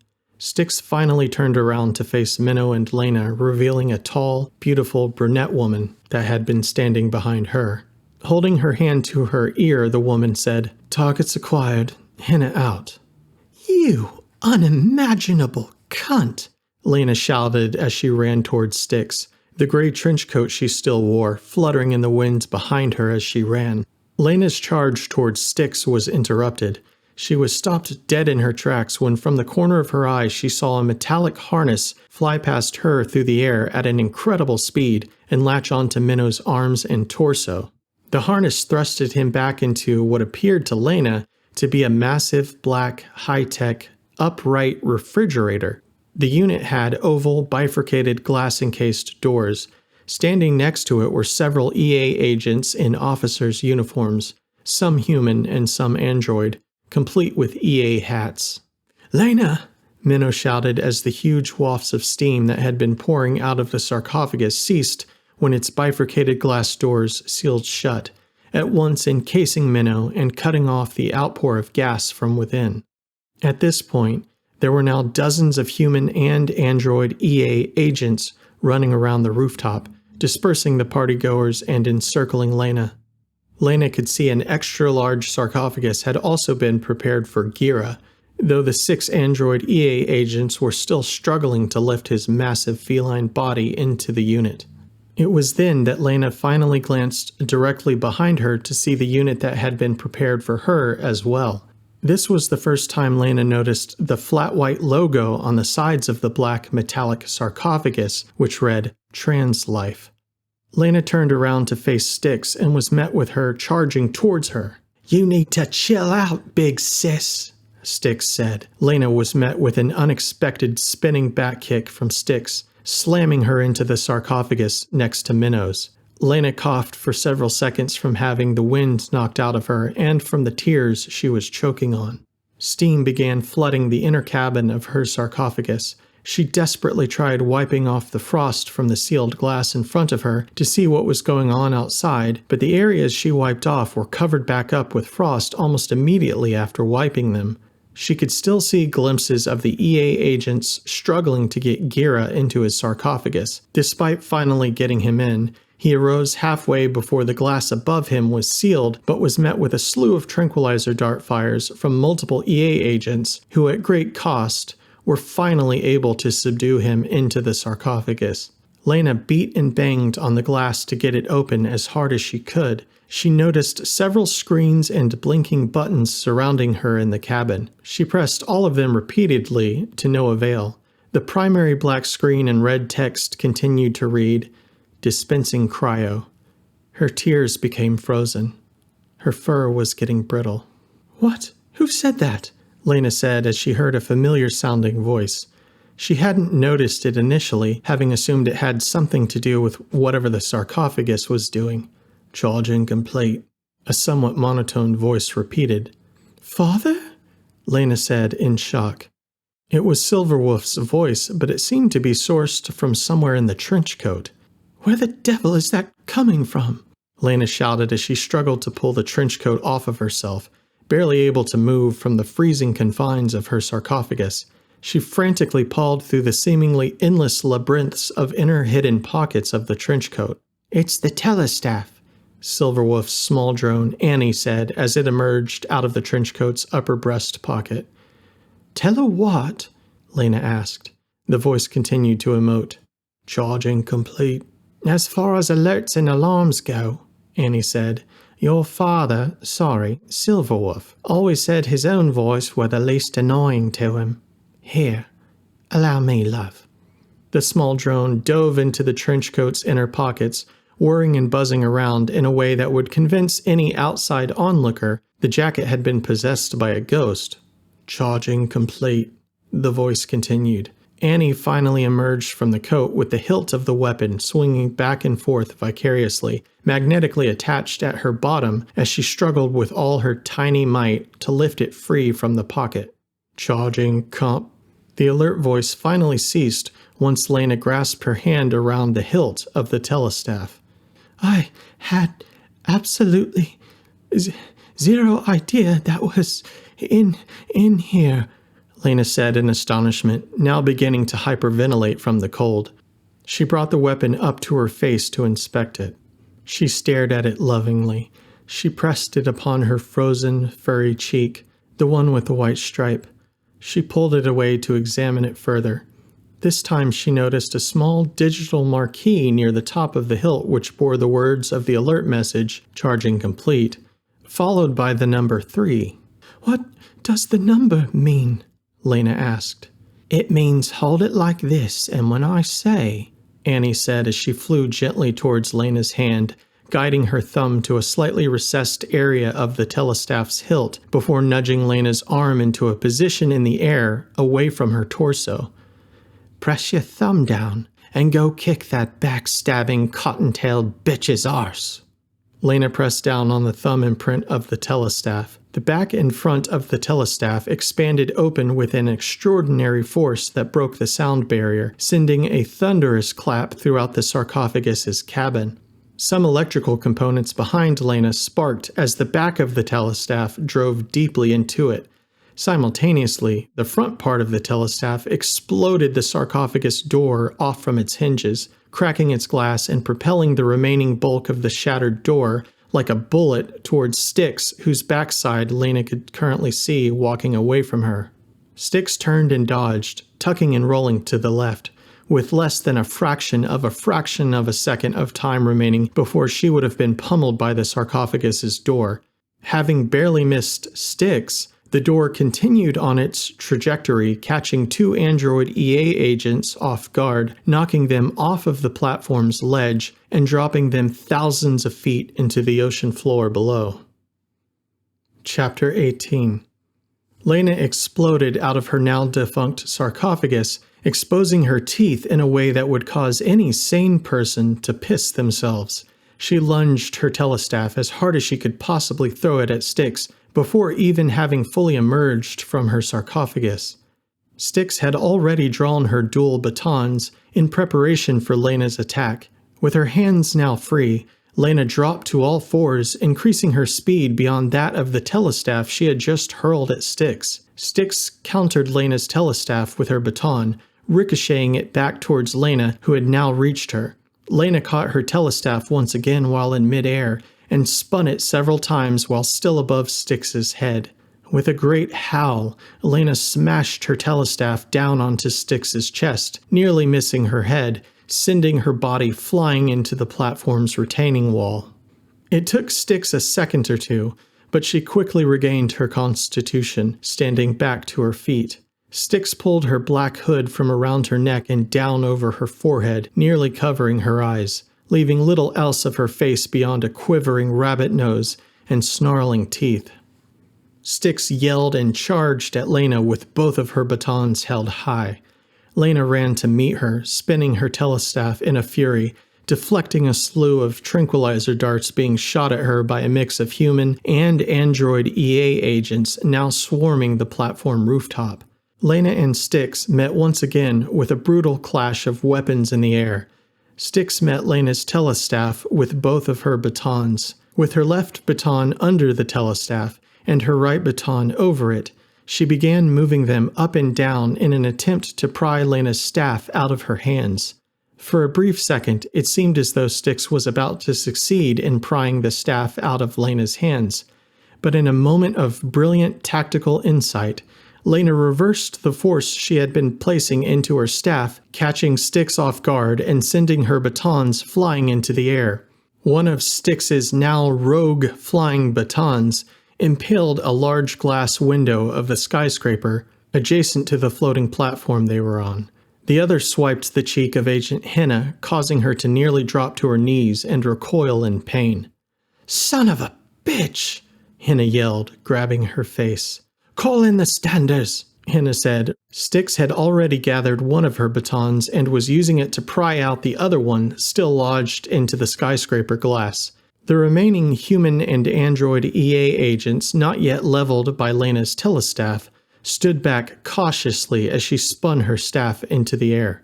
For a second, Laina was confused as Agent Henna ran full tilt towards the ledge of the platform. She wondered if she had lost her mind as she vaulted over the railing into the ocean and out of sight.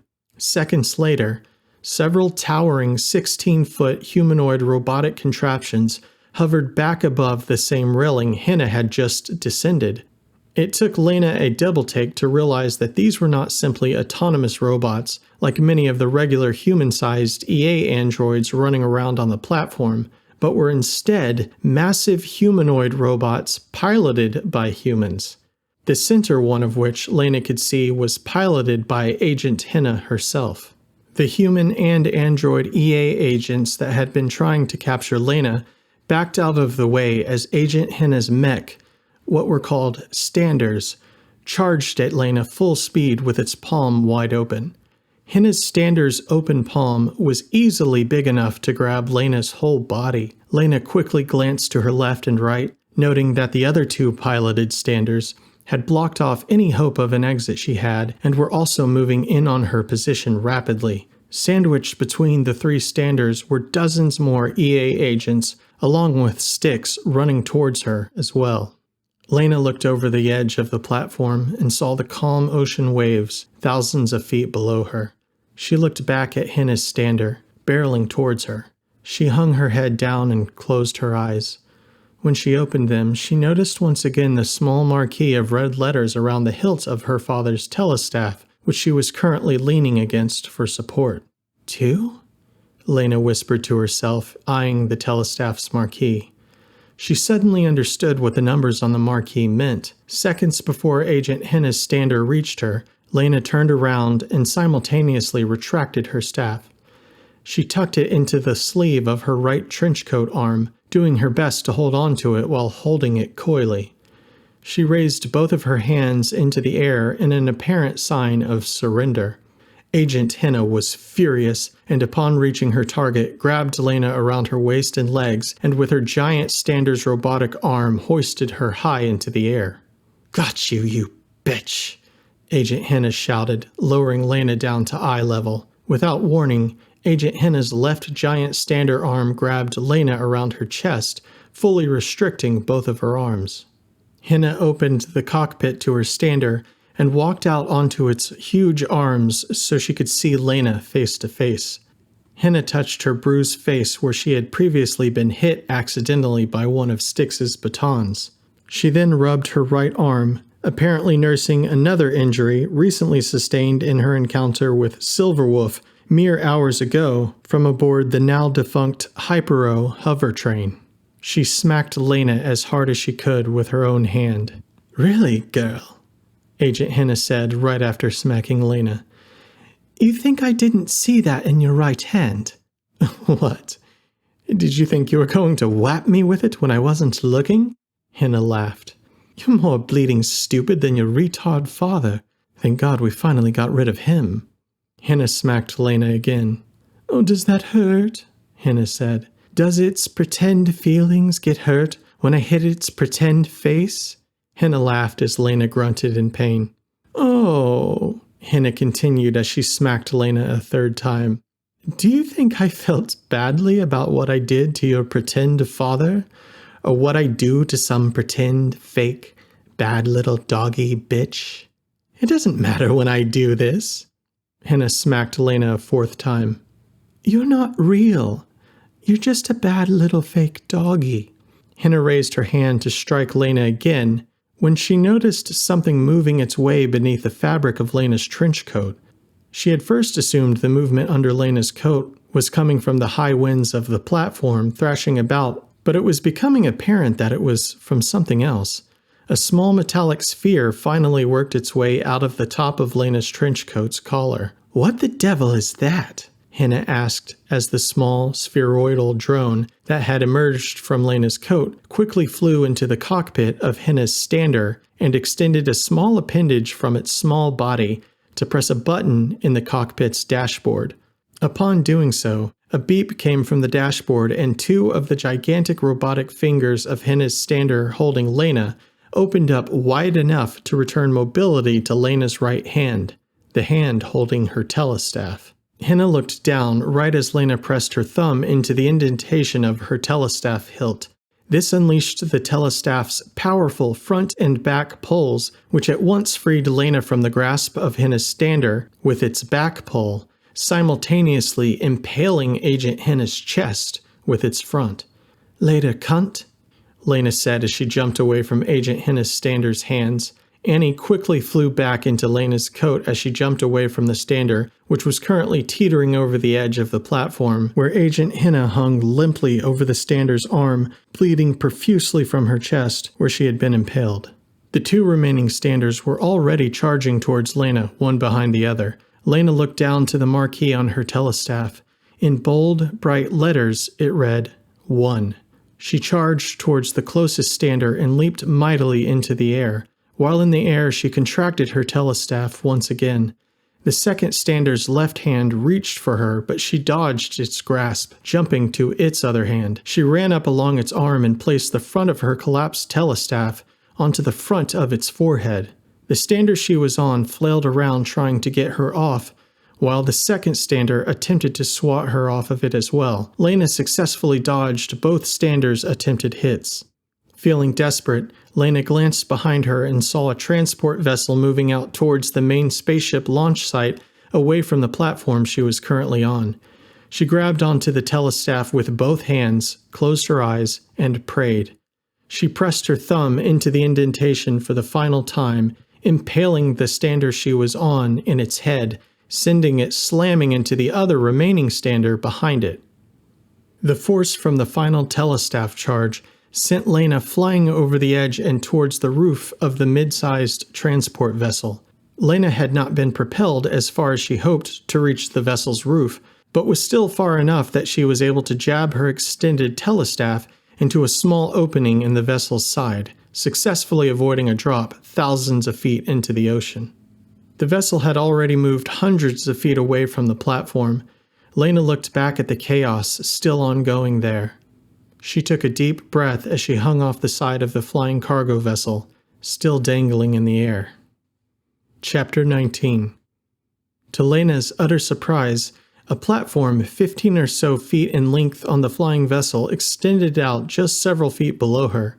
She contracted her telestaff and was able to safely fall to the platform below and was brought into the vessel. Once inside, she quickly ran around it to ensure she was alone. Thankfully, it was as she hoped. The vessel was autonomous and empty. "Don't worry, doll," a familiar voice projected through the vessel. "You're safe and sound." "Marty," Laina said as she ran to the cockpit of the vessel. "Is that you?" On the view screen of the cockpit was the smiling, though slightly distressed, robotic face of Marty the robot. Whatever device was being used to project Marty's image to the view screen in Laina's cockpit must have been several feet or so away from his face, which was bobbing up and down as he swiftly ran across some kind of platform. He occasionally made superhuman adjustments of position, dodging left or right as he ran, to avoid multiple laser blasts firing past him. Strapped to his back via his long robot tentacle arms was a big black metallic box, which he sometimes struggled not to drop as he ran. "Evening, Laina," Marty said. "Yeah, it's me. Don't worry. Got many strapped to me back here. Have 'em unthawed in no time. Well, in some time." "Unthawed? What do you mean? Is he okay?" "Hold on, Laina, love. Just a sec." Marty had reached the edge of the platform he was running on. He made a massive leap over the platform's ledge and dove directly into the ocean water below as a canopy of EA laser blast rained over the crimson sky above his head. Laina could hear the sloshing water around Marty as he submerged deeper and deeper into the ocean, the light from the surface getting dimmer as he descended with the sarcophagus above him. "No worries, darling. Minnie's fine, I think. I mean, he should be." Laina winced as a piece of the now busted sarcophagus broke off from its top and floated away from it and Marty. "Don't worry, love," Marty said. "Minnow will make it. We just need to buy a little time to allow him to safely unthaw. Once the heat's cooled off a bit, I'll navigate him underwater to the launch site to join you." "You think they'll still allow the ship to take off after all of this commotion?" Laina asked. "I thought Minnow said they'd surely cancel all the flights for something like the kind of ruckus we've caused." Marty's mechanical eyes expanded wide open as a massive great white shark swam by his head. He waited for the shark to swim away before replying. "Well," Marty said, "of course that's what they think. Unfortunately for them, I've hacked the system to override any cancellation commands. Silently, of course. As far as they're concerned, the launch already has been cancelled. But in 30 minutes, that ship's launching come hell or high water." 30 minutes? Laina shouted. "Why so soon? Is that enough time?" "Well, I had to pick some static time value. I can't stay logged into the system for bloody ever waiting around to activate the launch sequence without getting detected. Don't you worry your pretty head, Laina. I'll have you two lovebirds back together and ready to start life anew on planet Gazvin in no time flat." "But what about me?" Laina said. "They still know I'm on this cargo vessel heading towards the ship. Won't they pursue me again before I get there?" Marty laughed. "What is this, amateur hour?" The view screen Laina was watching in the cockpit suddenly switched to display a video feed of Laina incapacitated, bound in chains, and enclosed behind bars. Laina recognized the location on the feed as the brig of the cargo vessel she was currently on. She had noticed it when first scanning the ship for any occupants after making her way in. Next to the false video of herself she was viewing were two additional non-existent android guards closely monitoring the brig. "Of course," Marty continued after Laina's view screen switched from the fake video feed of the cargo vessel's brig back to Marty's local camera of he and Minnow still currently at the bottom of the ocean. "This won't fool them for long, but long enough, and that's all we need. Besides that, love, the EA has got bigger fish to fry. You and Minnie were just a side quest here, really. The EA is really here for Chang, or more directly, Chang's keys. They're already operating under the impression that the flight has been cancelled and is locked down and in its standby mode. They'll devote their remaining resources on completing their primary objective, getting those keys. I imagine they'll worry about you and Minnie later." "Keys?" Laina said.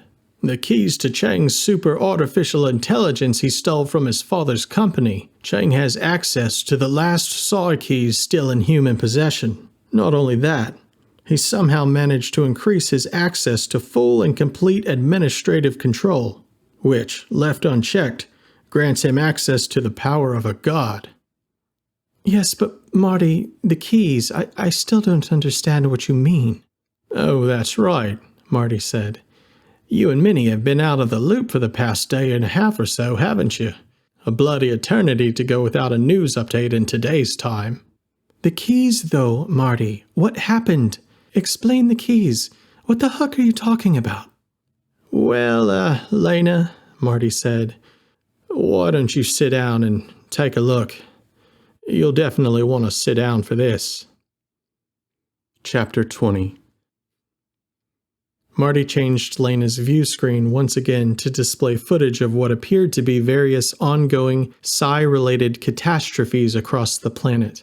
Laina saw tens of millions of absurdly large storehouses of gold and other precious metals taking up space where forests and other habitats had once existed. She saw a great number of people rioting under artificial light as the creation of low Earth orbit structures had become so numerous they were now blocking out the sun in some areas. She saw other upsetting, grotesque, and unusual abuses of power, such as people dismembering themselves and others, only to reassemble their own body parts for amusement using the power of the Psi. She saw many other horrible things before finally a screen appeared with a man in a suit holding a gun up to his head. Marty switched the video feed back to himself holding Minnow's sarcophagus underwater before the trigger could be pulled in the video he was showing Laina. The people of Earth were clever enough to know that without creating a locking mechanism for the Psi, they'd never be able to control them, Marty said. The Psi would be just too intelligent to control, and this is why inherent to erecting a Psi is the creation of its keys. Whoever possesses a Psi's keys holds full control over the Psi itself. What they failed to foresee, however, was the fact that they could never hope to control their own human appetites. This is all from the Psi? Laina said. Minnow told me the technology was just released a week ago. What's wrong with these people? Troublesome lot, aren't they? Marty said after something akin to windshield wipers came out from under his robotic neck and swept back and forth across his face, sweeping away seaweed and other small debris that had collected while he was still underwater. Hold on. I still don't understand. How could anyone possibly control the power of a Psi? Aren't they basically gods? I mean, you just said so yourself. After a sort, Marty replied. But even gods can have blind spots, if you know where to look. The method was discovered, methinks, by some American bloke in the 2030s, but was dismissed by the higher-ups for a good 3 decades until recently. Sounds about right. It doesn't really matter. What matters is that the governments of Earth have somehow managed to converge on a decision to put a temporary ban on the use of Psi until a vote is cast on what to do about the devastation currently being unleashed by them. All of the Psi keys of Earth have been brought to a central agreed-upon location, and that is, all of the keys except for Chang's. So, that's why they want him so badly. Well, I'm sure they're also not super thrilled about his plan to unleash the entire bipedal population of B-World onto this world either. But that's small potatoes compared to what else is possible with the possession of a Psi. But don't they already have Chang under custody? Laina asked. I saw him drop to the ground after getting tranquilizer darted in the back multiple times, thanks to my backstabbing ex-best friend. Aye, lass, Marty replied. Have him they do. Access to his keys, not so much. Chapter 21. Wake up, Agent Henna said as she smacked Chang, who was unconscious and secured to a steel chair in a sterile-looking office with glass walls high above the ocean. The sun had all but set as the many thousands of small dotted lights of Starbase lit up the evening sky. The automated lights of the office came on nearly right as Chang awoke from being smacked. Small drones quietly hovered around Agent Henna's chest, giving her various shots and attending to wounds recently inflicted by Laina not long ago. Her shirt was removed, and there was little more than tightly wrapped gauze bounding both her wound and her mostly exposed large breasts. Chang finally regained consciousness. The first thing he tried was to move his arms, only to discover they were bound. He quickly glanced around the room. In front of him stood Agent Henna, who was surrounded by several other EA agents and what appeared to be some U.S. government officials. In the back of the room stood Styx, her black hood pulled down nearly past the eyes of her white face. Chang then looked at his left arm, whereupon he discovered his most precious appendage, his wraith, was missing. Looking for this? Henna said, holding up Chang's high-tech gauntlet device. Give us access to the keys, Agent Henna said bluntly. Chang chuckled. Are you insane? Chang said. Do you have any idea as to how absolutely fucked your life is going to be for what you're doing right now? Your career. Everything is already gone. When my Chang was interrupted by the sound of a stern, male, Chinese-accented voice. An older man appeared on a digital image projected onto the table in front of Chang. Quiet, Chang, the holographic projection of the man in the suit on the table said. Give them access to the keys now. Why should I? I hold the power of a goddess, Cheng said. Agent Henna violently brushed away the drones that were attending to her bandages and grabbed a pistol from her belt. She cocked it and put it up to Cheng's head, casually. You should listen to your father, Cheng, Henna said. You idiot, the projection of Cheng's father shouted from the table. If you don't hand over the keys to the Psy, the other conglomerated Psy have been commissioned to terminate it within the hour. Spigot Industries will be ruined. What do you mean, ruined? Cheng said. Just erect another Psy. Of course, my son would say that. A spoiled brat who's had everything delivered to him on a silver platter from the time he was an infant.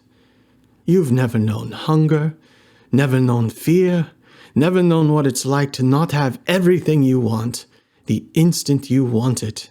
This is my failure as a father. And it's time for me to take ownership over my mistakes. Cheng's father turned his back to his son and said nothing more. Wait, Cheng shouted. You can't just let them kill me. Father! The holographic projection on the table in front of Cheng disappeared. Your daddy, Henna said as she lowered her weapon and walked around the table in front of Cheng, won't be able to just money up another Psy from out of the ether. No one on Earth will be able to erect another Psy ever again. Henna glanced over to an official in a suit, giving him the sign to place a bound folder containing documents onto the table in front of Cheng. The folder had large white initials on the front which read SAINA, and in parentheses beneath read Super Artificial Intelligence Network Array. You're going to merge the Psy of Earth? Cheng said. It's one of the options being considered while Psy use has been suspended, the official who brought the folder replied. If this happens, Henna said, and it likely will, control over the Psy will be given to the machines themselves. With their combined compute and cooperation, they'll be able to predict and prevent any attempted erection of a new Psy weeks before it ever occurs. This way humanity stands at least a chance to survive the chaos brought upon our world by these machines. Your father understands this inevitability and seeks to preserve what little status he'll have left by at least having one of the original Psy his company created as part of Sina. Even if I gave you access to the keys, Cheng said, Tadashi would never go along with this. That's not who she is. Agent Henna chuckled. Tadashi? Is that the name you gave it? And how, little boy? Henna moved closer to Cheng, her slightly blood-covered bandaged breasts now centimeters away from his face. Could you possibly comprehend the intentions of a digital god? Besides, it's not up to your Psy. It's up to whomever holds its keys. Henna lowered her face to eye level with Cheng and said, If you don't give us access to the keys stored in your wraith, then they're going to kill your little Psy Tadashi in the next 20 minutes. I'm sure the Sina plan will still be able to manage with one less Psy, so either way, it doesn't really matter a hill of beans to me. However, Henna stood back up and put her gun back to Cheng's head. I am still authorized to blow your bloody brains out, so might as well not waste the biscuit, eh? Give us the keys. Chapter 22. Laina? A drowsy-sounding voice said, coming from the screen of the cockpit of the cargo vessel. Where's Laina? Minnow! Laina shouted, leaning towards the screen to get a better look. Are you okay? The cargo vessel Laina was on had already docked with the launch station of the spaceship that was to carry her and Minnow to Gazvin, but she had not yet departed from it. She wanted to make sure Minnow was going to be okay before making her way up to the spaceship loading area. I'm fine, Minnow said. I think. Wait, where the hell am I? Am I underwater? Where are you? Don't worry, buddy, Marty said, his back robotic tentacle-like feet now swirling like a jet behind him, blasting them both through the water. I grabbed you from the EA agents, and we had to take a dip for a bit until the heat cooled off. We'll have you out in no time, though. Taking you to Laina now. Marty, Minnow shouted. Damn fine to hear your voice, pal. Laina, dear, Marty said. You have to get out of that cargo vessel ASAP. A spaceship is taking off in less than 10 minutes. 10 minutes? What about Minnow? I'm not leaving by myself, am I? Don't worry, Laina, Minnow said. I'll be there in 2 shakes of a tail. But how will I know you're okay if I leave the cargo vessel? Laina shouted. I won't be able to watch the view screen in the cockpit anymore. Don't worry your head, dearie, Annie, the spheroidal droid said, flying once again out of Laina's trenchcoat pocket. I'll transmit Marty and Minnow's voices so you can stay in touch. Now hurry off with you, quickly. Okay, Laina said. She jumped out of the cockpit and ran towards the open hatch of the vessel that had docked with the massive skyscraper-like launch tower. Annie, which way do I go? Annie projected a green arrow out in front of Laina's face to guide her through the many halls and entranceways of the launch tower until she finally found her way to the passenger loading bay. Hello, what's this? Marty said. What's what? Up there, in the sky by that building. Minnow, still laying flat on his back in the Translife sarcophagus, being motorboated by Marty under the ocean in a mad dash to reach the launch tower where Laina was waiting, used his fingers to pinch zoom a screen in front of him which displayed a clear, star-filled night sky. Though he and Marty were still traveling many feet deep under the ocean, the camera on his sarcophagus front side was capable of zooming straight through the water above its glass and the many thousands of feet above where it was pointed. It's, Minnow said, frantically zooming in further. The screen in front of him displayed a window to the skyscraper shattering open many thousands of feet above him, where a figure, holding onto another figure, seemed to be dangling by a thread onto the back of some kind of flying transport vessel. It was clear in an instant to Minnow who the top figure was. The giant, white, flopping ears made it undeniable. It's Styx, Minnow said, shocked. And Chang, by the looks of it, holding on for dear life to Styx's leg. It appears they both jumped out of the skyscraper and were aiming for that transport, but I'm not sure. Hold on. Minnow zoomed in further. Doesn't look good. It was then Minnow noticed that Styx had become partially unclothed, no longer donning her signature black cloak. Her white fur glistened in the radiant starlight high above the ocean. A quick pan of the sarcophagus's outer camera made it clear that her cloak had been ripped off while jumping through the shattered glass of the skyscraper room behind them. Minnow could still see Styx's cloak being blown about by the wind, caught on the skyscraper's broken glass from where they had just leapt. Minnow also noticed a partially nude woman bleeding from her chest, laying either dead or perhaps just unconscious on the ground next to the broken glass. Minnow gathered the pullback that must have happened when Styx's cloak was ripped off during their escape was most likely the reason they had failed to reach their desired target when jumping through the window. I don't think they're going to make it, Minnow shouted. I've got to help them. Minnow, brother, Marty said. There isn't time for you to save them and make your flight with Laina. You have to choose one or the other. Wait, Styx carries a parachute on her. She must have had it re-equipped before she met us out here, yes? They'll make it, won't they? Afraid not, mate, Marty replied. Minnow didn't need to ask Marty again. He could already see from Styx's mostly bare upper half that she had no such harness for a parachute equipped. He also knew that Marty was already plugged into his sarcophagus's cameras and could analyze the same imagery he was viewing, only far better than he could. He knew that Marty's word on the matter was a closed case. He also knew, based on Marty's tone and what he had likely already deduced from the imagery, that neither Styx nor Chang were equipped with anything that would allow them to survive a fall several thousand feet onto the ocean floor below. "Leave her!" Laina shouted. She had finally reached the entrance of the spaceship, several clueless android flight attendants helping her get settled into her sleep chamber looked up at her in clueless concern when she yelled. As her now disgruntled robot flight attendants scurried away from the pod she was in, a mechanical door closed shut behind them. At that moment, Laina knew she wasn't going anywhere but up. "Laina?" Minnow said, his voice soft and still, transmitted to her via a small speaker on Annie's round chest hovering next to her ear. "I love you." Never had so much been conveyed to Laina in so few words. In 3 words, Minnow said to her, "I know you're upset. I know you don't mean that. I know you still love Styx. I won't let you live with the regret of letting your best friend die. I will likely never see you again. You are strong. You are capable. You will find your way. You will be safe. You're going to do great things. I love you."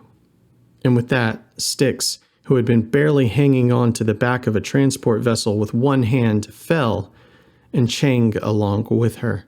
Marty, having now fully hacked Minnow's sarcophagus, had returned control of the device to its occupant, giving Minnow the ability to open its previously locked bifurcated glass doors. "Marty," Minnow shouted, "bring her about." "Oi, oi, Cap'n," Marty shouted. Marty rotated the thrust being generated from his tentacle-like legs from horizontal to vertical, pushing himself, Minnow, and the sarcophagus to the water's surface at hundreds of miles an hour. The speed of their emergence sent a radial blast of waves around them as jets of water spewed out in every direction. Minnow's clothes and hair were completely soaked in the cold ocean night air. His black mascara ran down his face as he kneeled to withstand the G-forces being exerted upon him from Marty's spring-loaded ejection out of the water. After rising more than 100 feet into the air from the initial momentum provided by his robot pal, Minnow burst off the platform he was on and into the air using additional thrust from his hover boots.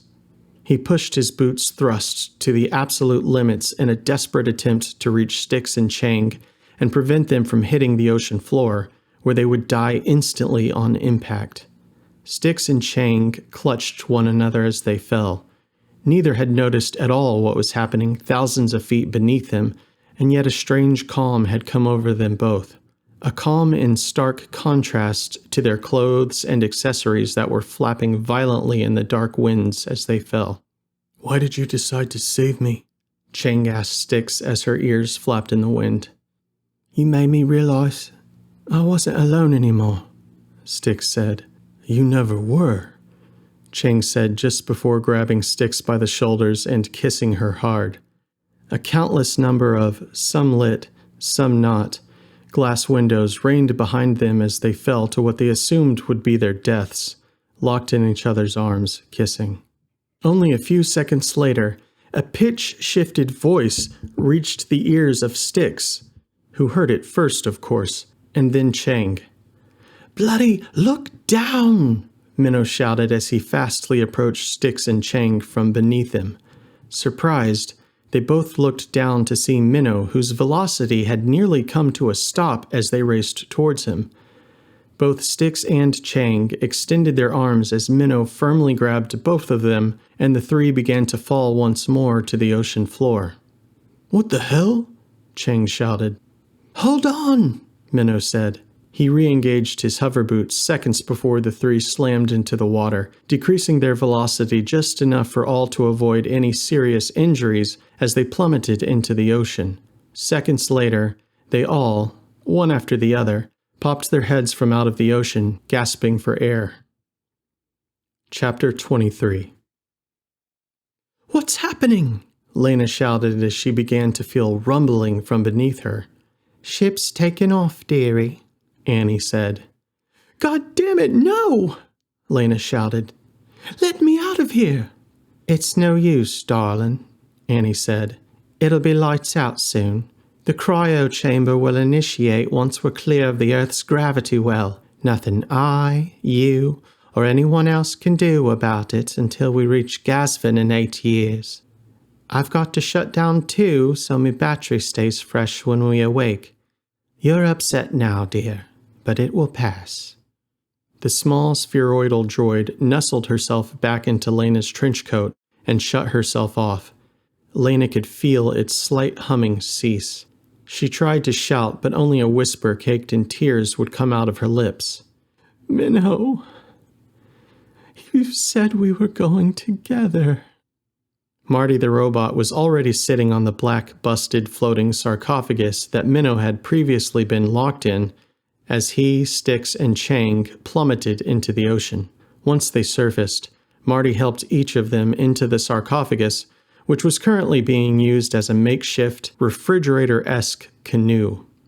Styx sat on one end of the sarcophagus, soaking wet, solemnly looking down at her large feet, and also at Chang, who was sitting under her in the cavity of the sarcophagus with the back of his head reclining into her lap. Minnow sat on the other end of the sarcophagus, staring over at the nearby water-based launch pad where the spaceship carrying Laina away was currently blasting off into the night sky. Minnow banged on Marty's metal chest, trying to yell over the sound of the spaceship launching. Marty, unable to speak over the rumbling spaceship, used a screen that displayed where his mouth normally went to communicate to Minnow in text form. He didn't have to be able to hear what Minnow was trying to yell to him to know how desperately he wanted to reach Laina. Marty's message read, "No way to transmit a signal now, Minnie. I'm sorry." Minnow sank down into the other end of the sarcophagus and sobbed as he watched the spaceship carrying Laina blast off into the night sky.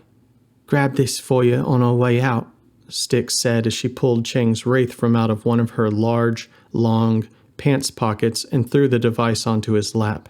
Chang sat up, intensely alert. He quickly strapped the device back onto his arm and began frantically typing with his other hand several commands into the device.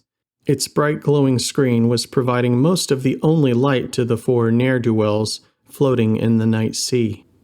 After a few more seconds of typing, a sound beeped from the wraith. Chang made a huge sigh of relief and slumped back down into Styx's lap. "What happened?" Styx asked. "Did you do it? Are you going to bring B-World to this world? Did they kill your Psy? What happened?" "They were never going to kill my Psy," Chang said. "What?" Marty replied. The sound of the launch had now died down enough for the four to talk at a reasonable volume to each other. "But I was in the room with you," Styx said. "I heard them say they was going to kill it in 20 minutes if you didn't give them the keys to it or whatever." "That's because they thought Tadashi was housed in my father's main servers," Chang said. "To who?" Marty said. "He probably means the Psy created by his father's company," Minnow replied. "You didn't just keep the Psy keys in your device," Minnow said, taking a brief respite from his tears. "You kept the whole damn thing in there, didn't you? But they didn't know. How the Christ did you fit a super artificially intelligent being into an armband?" "Please," Chang said. "Tadashi could contort into a pinhead if she wanted to." Yeah, Styx said. "Get to the part where you explain what the hell you just did then." "I needed to apologize, while I still could," Chang said. He looked up to the spaceship glowing in the night sky, now slowly fading out of sight. They all did, in silence. Chapter 24. "Minnow," Laina whispered to herself, staring out the massive glass window of her spaceship pod, looking down to the beautiful tiny lights of the otherwise dark planet beneath her. "How could you do this to me?" The planet's surface below continued getting smaller and smaller as she flew farther away from it. "Please relax." A calm but sterile female voice aired from somewhere in Laina's cabin. "Cryogenic stasis will begin in approximately 3 minutes. Though stasis for this journey will last 8 years, it will seem to you as only a single night's sleep. You will awake refreshed and re-energized on planet Gazvin. Thank you for flying S-Corp." Laina pulled her father's telestaff from out of her trench coat and brushed it against her face for comfort. She waited a moment and then went to put it away, almost missing the message that had appeared on the small black and red marquee of the hilt. She was uncertain what the message read, at first, and was afraid she had missed it and wouldn't be able to view it again, but after a moment she realized the message was repeating around the marquee. It read, "The number 4, give, me, capital L, period, Up, number 2, U, period, Irzu Shaddai, ? Steam began to enter Laina's compartment. 30 seconds remaining before stasis, the spaceship's voice said. The message continued to circle around the marquee of Laina's telestaff, but now there was a thin red glowing line also circling around the thumb indentation of the hilt. This was the same indentation she had previously pressed to extend the staff's poles. It became clear in an instant to Laina that this was a message from Chang. He had somehow transferred to her telestaff the choice to decide whether or not to proceed with Irzu Shaddai, to bring all of the remaining inhabitants of B-World, the world from which Laina hailed, to this one. Millions of lives from both worlds would be altered forever. She had been sternly against the idea up until this point. She hated Chang for bringing her to this world to begin with.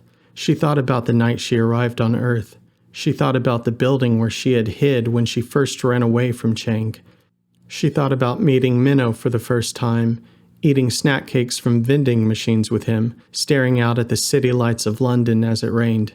She thought back to the moment where she nearly fell off the back of that flying bus after jumping off the S-Corp skyscraper with Minnow. She thought about being soaking wet after diving into the River Thames, sitting with Minnow on a rusty old elevator as he held her and kept her warm. She thought about how delighted pressing the arcade buttons she wore as gauges in her ears made him, the same gauges she was wearing right now. And that made her think about her father and his love of arcades. 10 seconds remaining before stasis, the ship's voice reiterated. Laina knew there was no way to know for sure whether proceeding would be the best or worst possible choice for all involved. How could she? The weight of the decision either way was immense. In the end, Laina didn't press the button because she thought it would be the best thing for the bipeds of B-World or the people of Earth, or to make things easier on herself. She didn't even press it to spite Agent Henna or the EA that had hunted her. In the end, Laina pressed the button because it was red and shiny, just like the ones her father loved, and doing so made her smile. Epilogue. A century later. Thanks for the ride, Doc. Dr. Rene Corman, or Ren as his friends called him, a stout, handsome buffalo biped, said after dismounting a large, sturdy, chestnut-brown horse carrying saddlebags full of surveying equipment. The buffalo biped appeared to be in his mid-40s. The light brown hair bun that sat upon his head between his thick, short, and dark buffalo horns bounced slightly when his boots hit the sandy ground. "Hey, don't mention it, Doc," Dr. Simon Rothgar, the talking horse Ren had just dismounted, said back. Calling each other Doc was their little thing, born from a dispute they had when they first met regarding which of them had made the greater contribution to society. Ren believed the honor belonged to Simon, and Simon to Ren. Both respected each other immensely, and both were a little uncomfortable being addressed as Doctor, especially by the other. Both being thus equally as stubborn, continued to playfully address the other as such from time to time. "Hey, Ren," Simon said. "Mind fixing my hat there before I go?" "There you go, partner," Ren said after pulling tight the drawstring of the horse's tan, well-worn safari hat. Simon usually didn't need to ask for help with tasks like this, thanks to the nanographic appendages he could easily summon via his back-strapped Wraith Nano. Simon's Wraith was currently on the fritz, however, and he didn't have time to run a self-repair cycle. Thus Simon was thankful to Ren for adjusting his hat for him. He neighed in delight before trotting off to catch his flight out of Swallow Valley, the arid, mostly desert climate province of planet Gazvan the two had just spent the day working in together. Still in its prototype phase during Chang's time, the Wraith Nano, a high-technology gauntlet device, had in its product roadmap plans for adding a holographic projection emitter. However, by this time, Wraiths had been developed to use nanographic projections.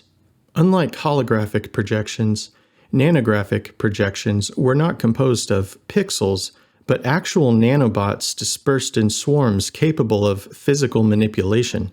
This made the Wraith an extremely useful tool for anyone, but indispensable for intelligent, talking equine such as Simon, who, unlike the majority of non-human bipeds on the planet, did not have access to opposable thumbs and were limited to their quadruped form. Equine like Simon were more or less just smarter than average talking horses.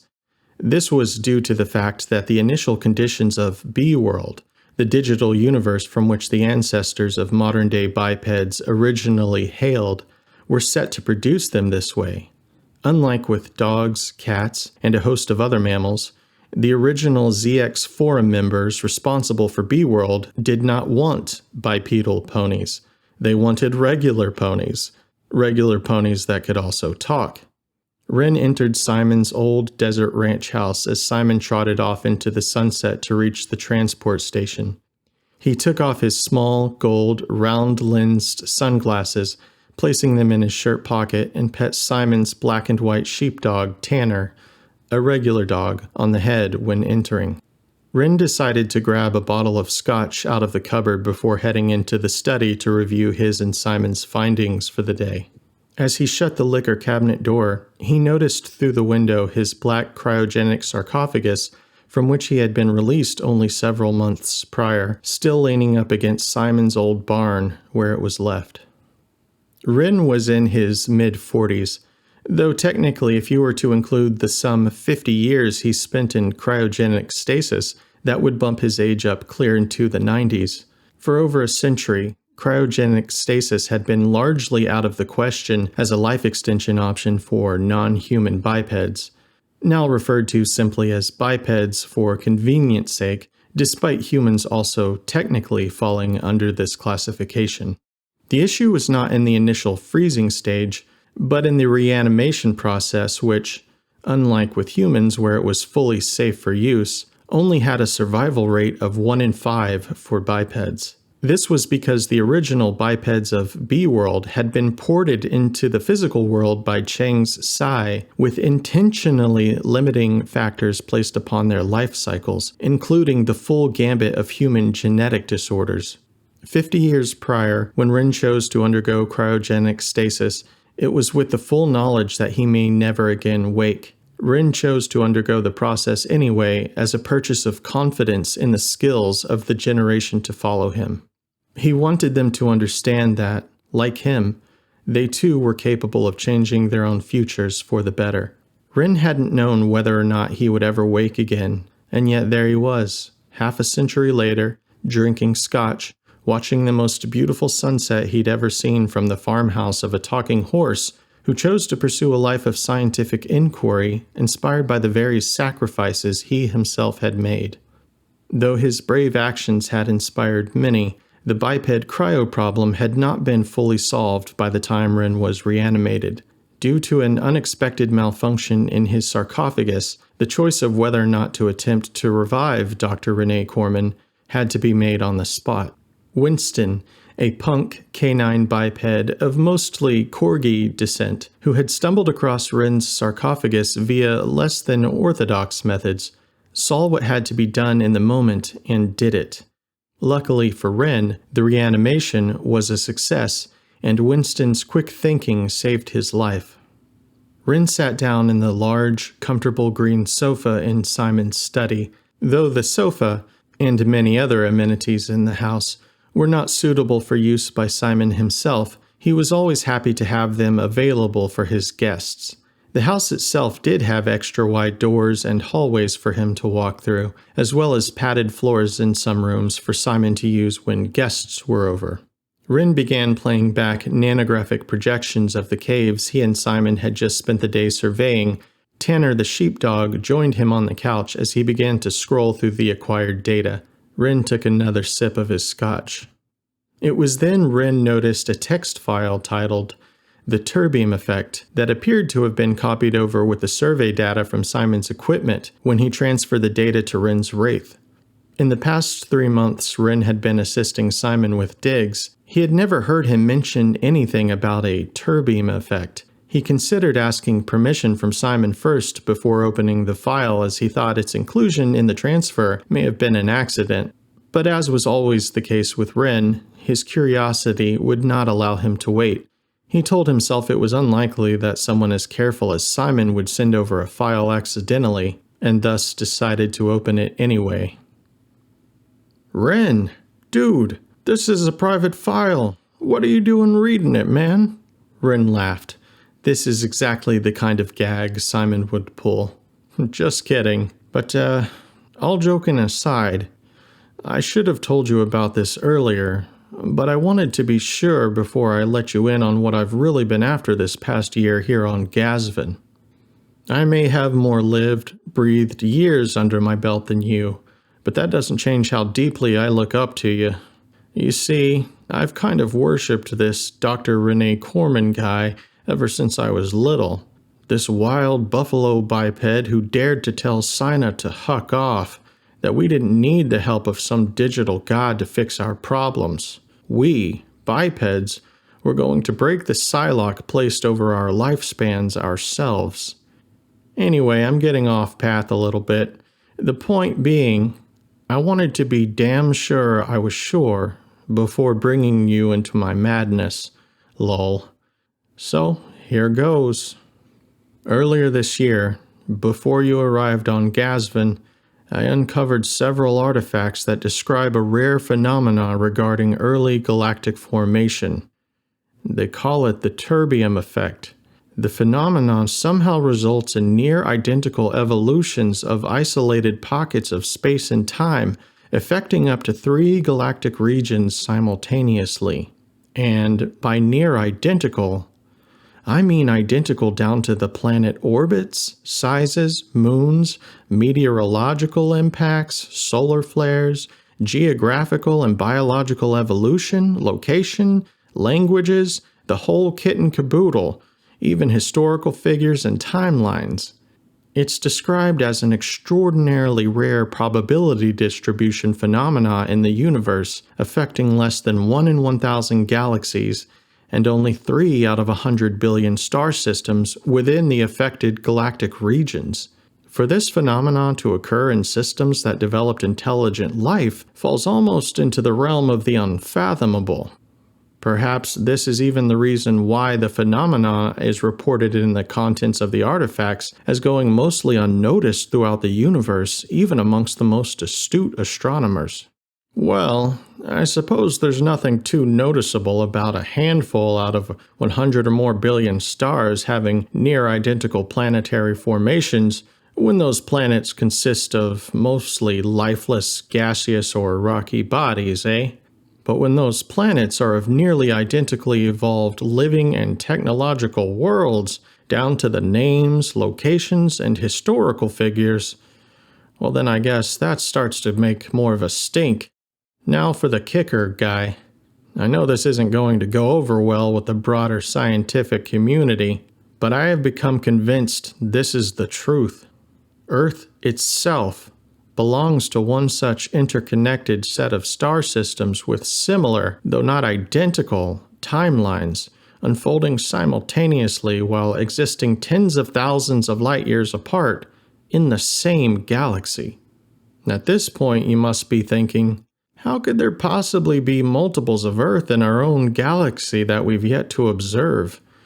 Even before launching the Portal satellite mission, which provides us with detailed resolution of planets all the way in neighboring galaxies, we had documented enough stars in our own Milky Way to see there is no evidence to support such a claim. And this is where I'm sure I'll get lopped in with schismer conspiracy theorists. But I believe the missing evidence of these worlds is indeed somehow related to the schism event of 200,000 years ago. I think that evidence of these affected systems has been intentionally obfuscated from us. How and by whom? Well, your guess is as good as mine, guy. But the more I uncover, the more convinced I become. In addition to these regions starting out with near-identical mass distributions, the artifacts seem to describe a dynamic forcing function that continually sinks and mirrors the affected regions of that galaxy. It isn't yet clear to me how this is possible, but this seems to be why even such things as astrology and the classification of constellations, which you would think would be different due to the varying perspectives of the stars produced when viewed from different points in the galaxy, end up with similar depictions in all of the affected regions, apparently. I've taken to assigning the galactic regions falling under the terbium effect as anomalous spatial regions. For convenience sake, we'll refer to our Earth as belonging to Anomalous Spatial Region 1, or ASR1. One artifact in particular, 67M9H, contains stellar constellation data from a variant of Earth from a region in our own Milky Way that I've labeled ASR2. It describes both Ursa Major and Minor as bear constellations, the same as we do here, nothing to write home about that. However, neither bear in ASR2's Earth constellations are depicted as standing on their hind legs in aggressive postures, as is the case with our own Ursa constellations. Furthermore, the defining feature of these constellations references something called the Big and Little Dippers, a far cry from our Big and Little Boots. I had the computer produce some renderings from potential locations where these constellation descriptions might line up with real galactic locations. Indeed, there are multiple potential matching constellations that would fit with these Big and Little Dipper descriptions originating from ASR2's Earth's stellar perspectives. Of course, none of these locations reveal some kind of Earth clone in our existing databanks, or else obviously we would have heard about them by now. The greatest mystery to me, though, is what could possibly be powerful enough to cause a dynamic syncing effect that would allow even minor differences in our worlds, such as the constellation variances I mentioned, from causing butterfly effects drastically altering these timelines. I mean, how is it that the different regions continue to evolve so similarly, with even tiny variations like that present? There isn't a lot of information in the artifacts on how it actually works, just that it involves some kind of probability folding mechanism that is apparently naturally occurring, though extraordinarily rare. I've also learned that it is possible for this syncing phenomena between the anomalous regions of space to collapse, and that it indeed has already collapsed. As is the case with quantum observation, once an observer from an affected region interacts with one from the other, the syncing of the terbium effect collapses in all regions. I'm not entirely sure who was responsible for the collapse. Perhaps it was even done by whoever left behind the artifacts I discovered. What is clear by studying the artifacts of Earth hailing from ASR2 is that this seemed to happen near the end of the Common Era, somewhere around 2020 CE on the old calendar. After that time, our different histories clearly begin to deviate from one another. There's no mention of Chang Spigot, S-Corp, or any of the major events that took place post-2020 CE here on our Earth in the history of ASR2's Earth.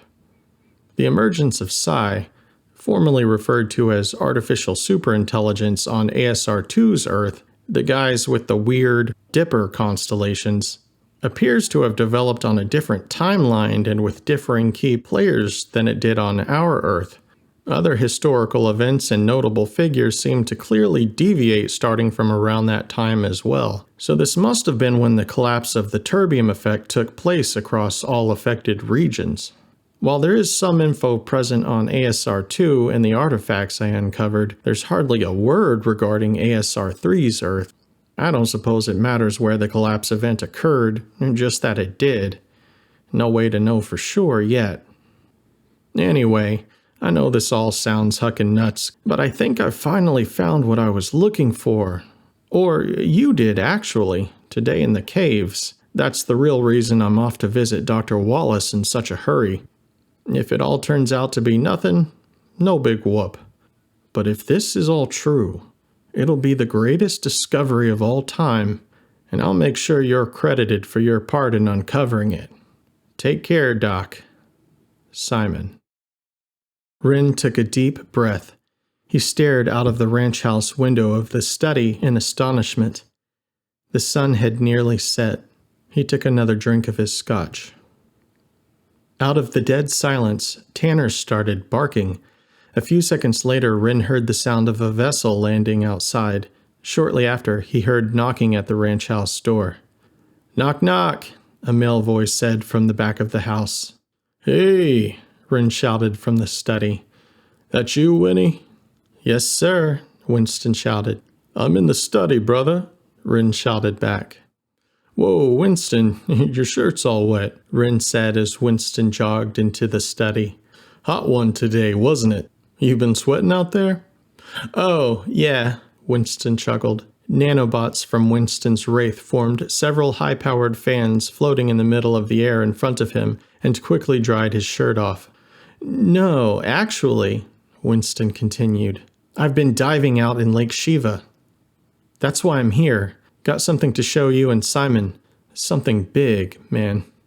"Yeah?" Rin said. "Well, that seems to be going around. I'm excited to hear about it, but you just missed Simon. He's going to be away a couple of days. I'll make sure he gets the message, though. What did you find?"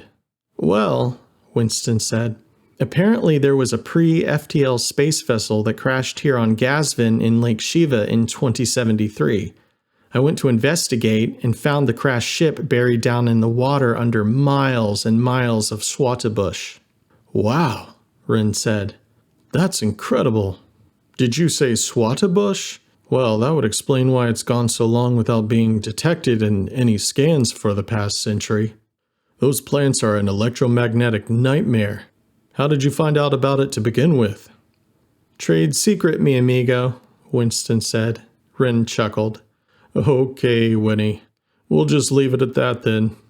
"Anyway," Winston said, "I guess there wasn't much of a fuss raised about it back when it crashed. According to the official Earth logs, the ship never actually left Earth. Although, given that era's technological limits, that would put its original launch date around 2065, right as Sina was being formed shortly after the bipedal event.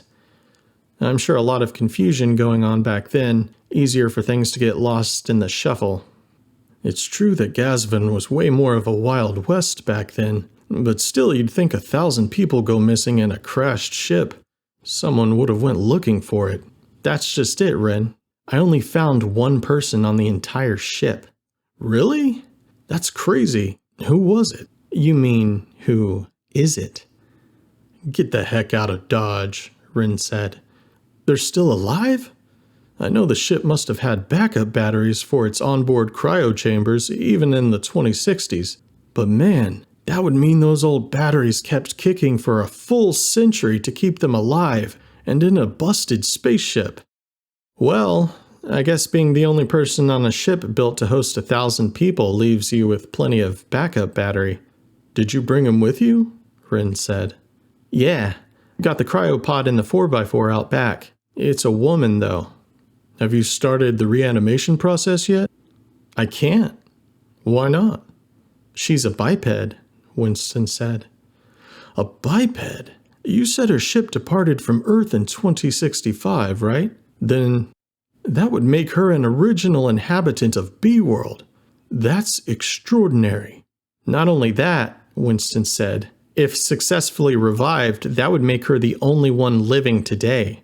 As awful as it sounds, it may have been a stroke of luck for her that the ship crashed, but not badly enough to interrupt her cryo chamber, and then somehow remained hidden all these years. The people of that time wouldn't have had any clue that reanimating bipeds ends mostly in failure yet." That's true," Rin said. "If they did, I doubt she would have ever been put in cryo to begin with. Had her ship have landed safely, she would have most likely died during the reanimation process when she got here. I got lucky as hell. That is, lucky you were there, Winston. Had you not have been there to discover my sarcophagus was malfunctioning, and had you not been man enough to take the risk of reanimating me before it was too late, I wouldn't be here today. A lesser man would have pawned the problem off on someone else, and I'd be long dead. Thanks again, my friend. I don't feel like I can ever say that enough to you. Well, Winston said, we both got lucky. Had you have died, I'm sure I would have taken all the blame for accidentally killing one of the most important scientists who's ever lived. Winston and Wren laughed. Still, Winston continued, it's probably not the best idea to tempt fate twice with this one. I was planning on dropping her off here with you guys for safekeeping. I know Candy would love to see her too, but I don't want to risk doing any more damage to her cryo chamber than has already been done by moving her off-world. So I brought her here. Hope that's okay. Sounds like a plan, brother, Wren said. Simon's got space for days out here. I'm sure he'll be happy to store the sarcophagus somewhere it will be safe. You want to stay for dinner with me and Tanner? Tanner barked. Oh, I'd love to, but I'm kind of in a time crunch, Winston said. I've got to get back on the trail of another lead I'm hunting down. Oh, that's too bad, Wren said. Any closer to cracking the cosmic case? Not really, Winston said. Every time I think I've for sure stumbled into something cool, it just ends up being another hucking Frozo. Ha ha ha, Wren laughed. I know Candy sure appreciates you finding her new specimens for her research, though. Lol, yeah, Winston said. She's getting ready to publish another new book in a couple of months. And oh, you'll never guess the title her publisher is pushing for her to use in the book. What is it? Wren said. Becoming Love. The end. This concludes Age of Bipeds, The F Word, written and read by Seth Fentress, copyright 2022, all rights reserved. Our story continues in Age of Bipeds Psylocked, that's SAI-LOCKED, Psylocked, available in ebook, paperback, hardback, and audio forms wherever fine books are sold.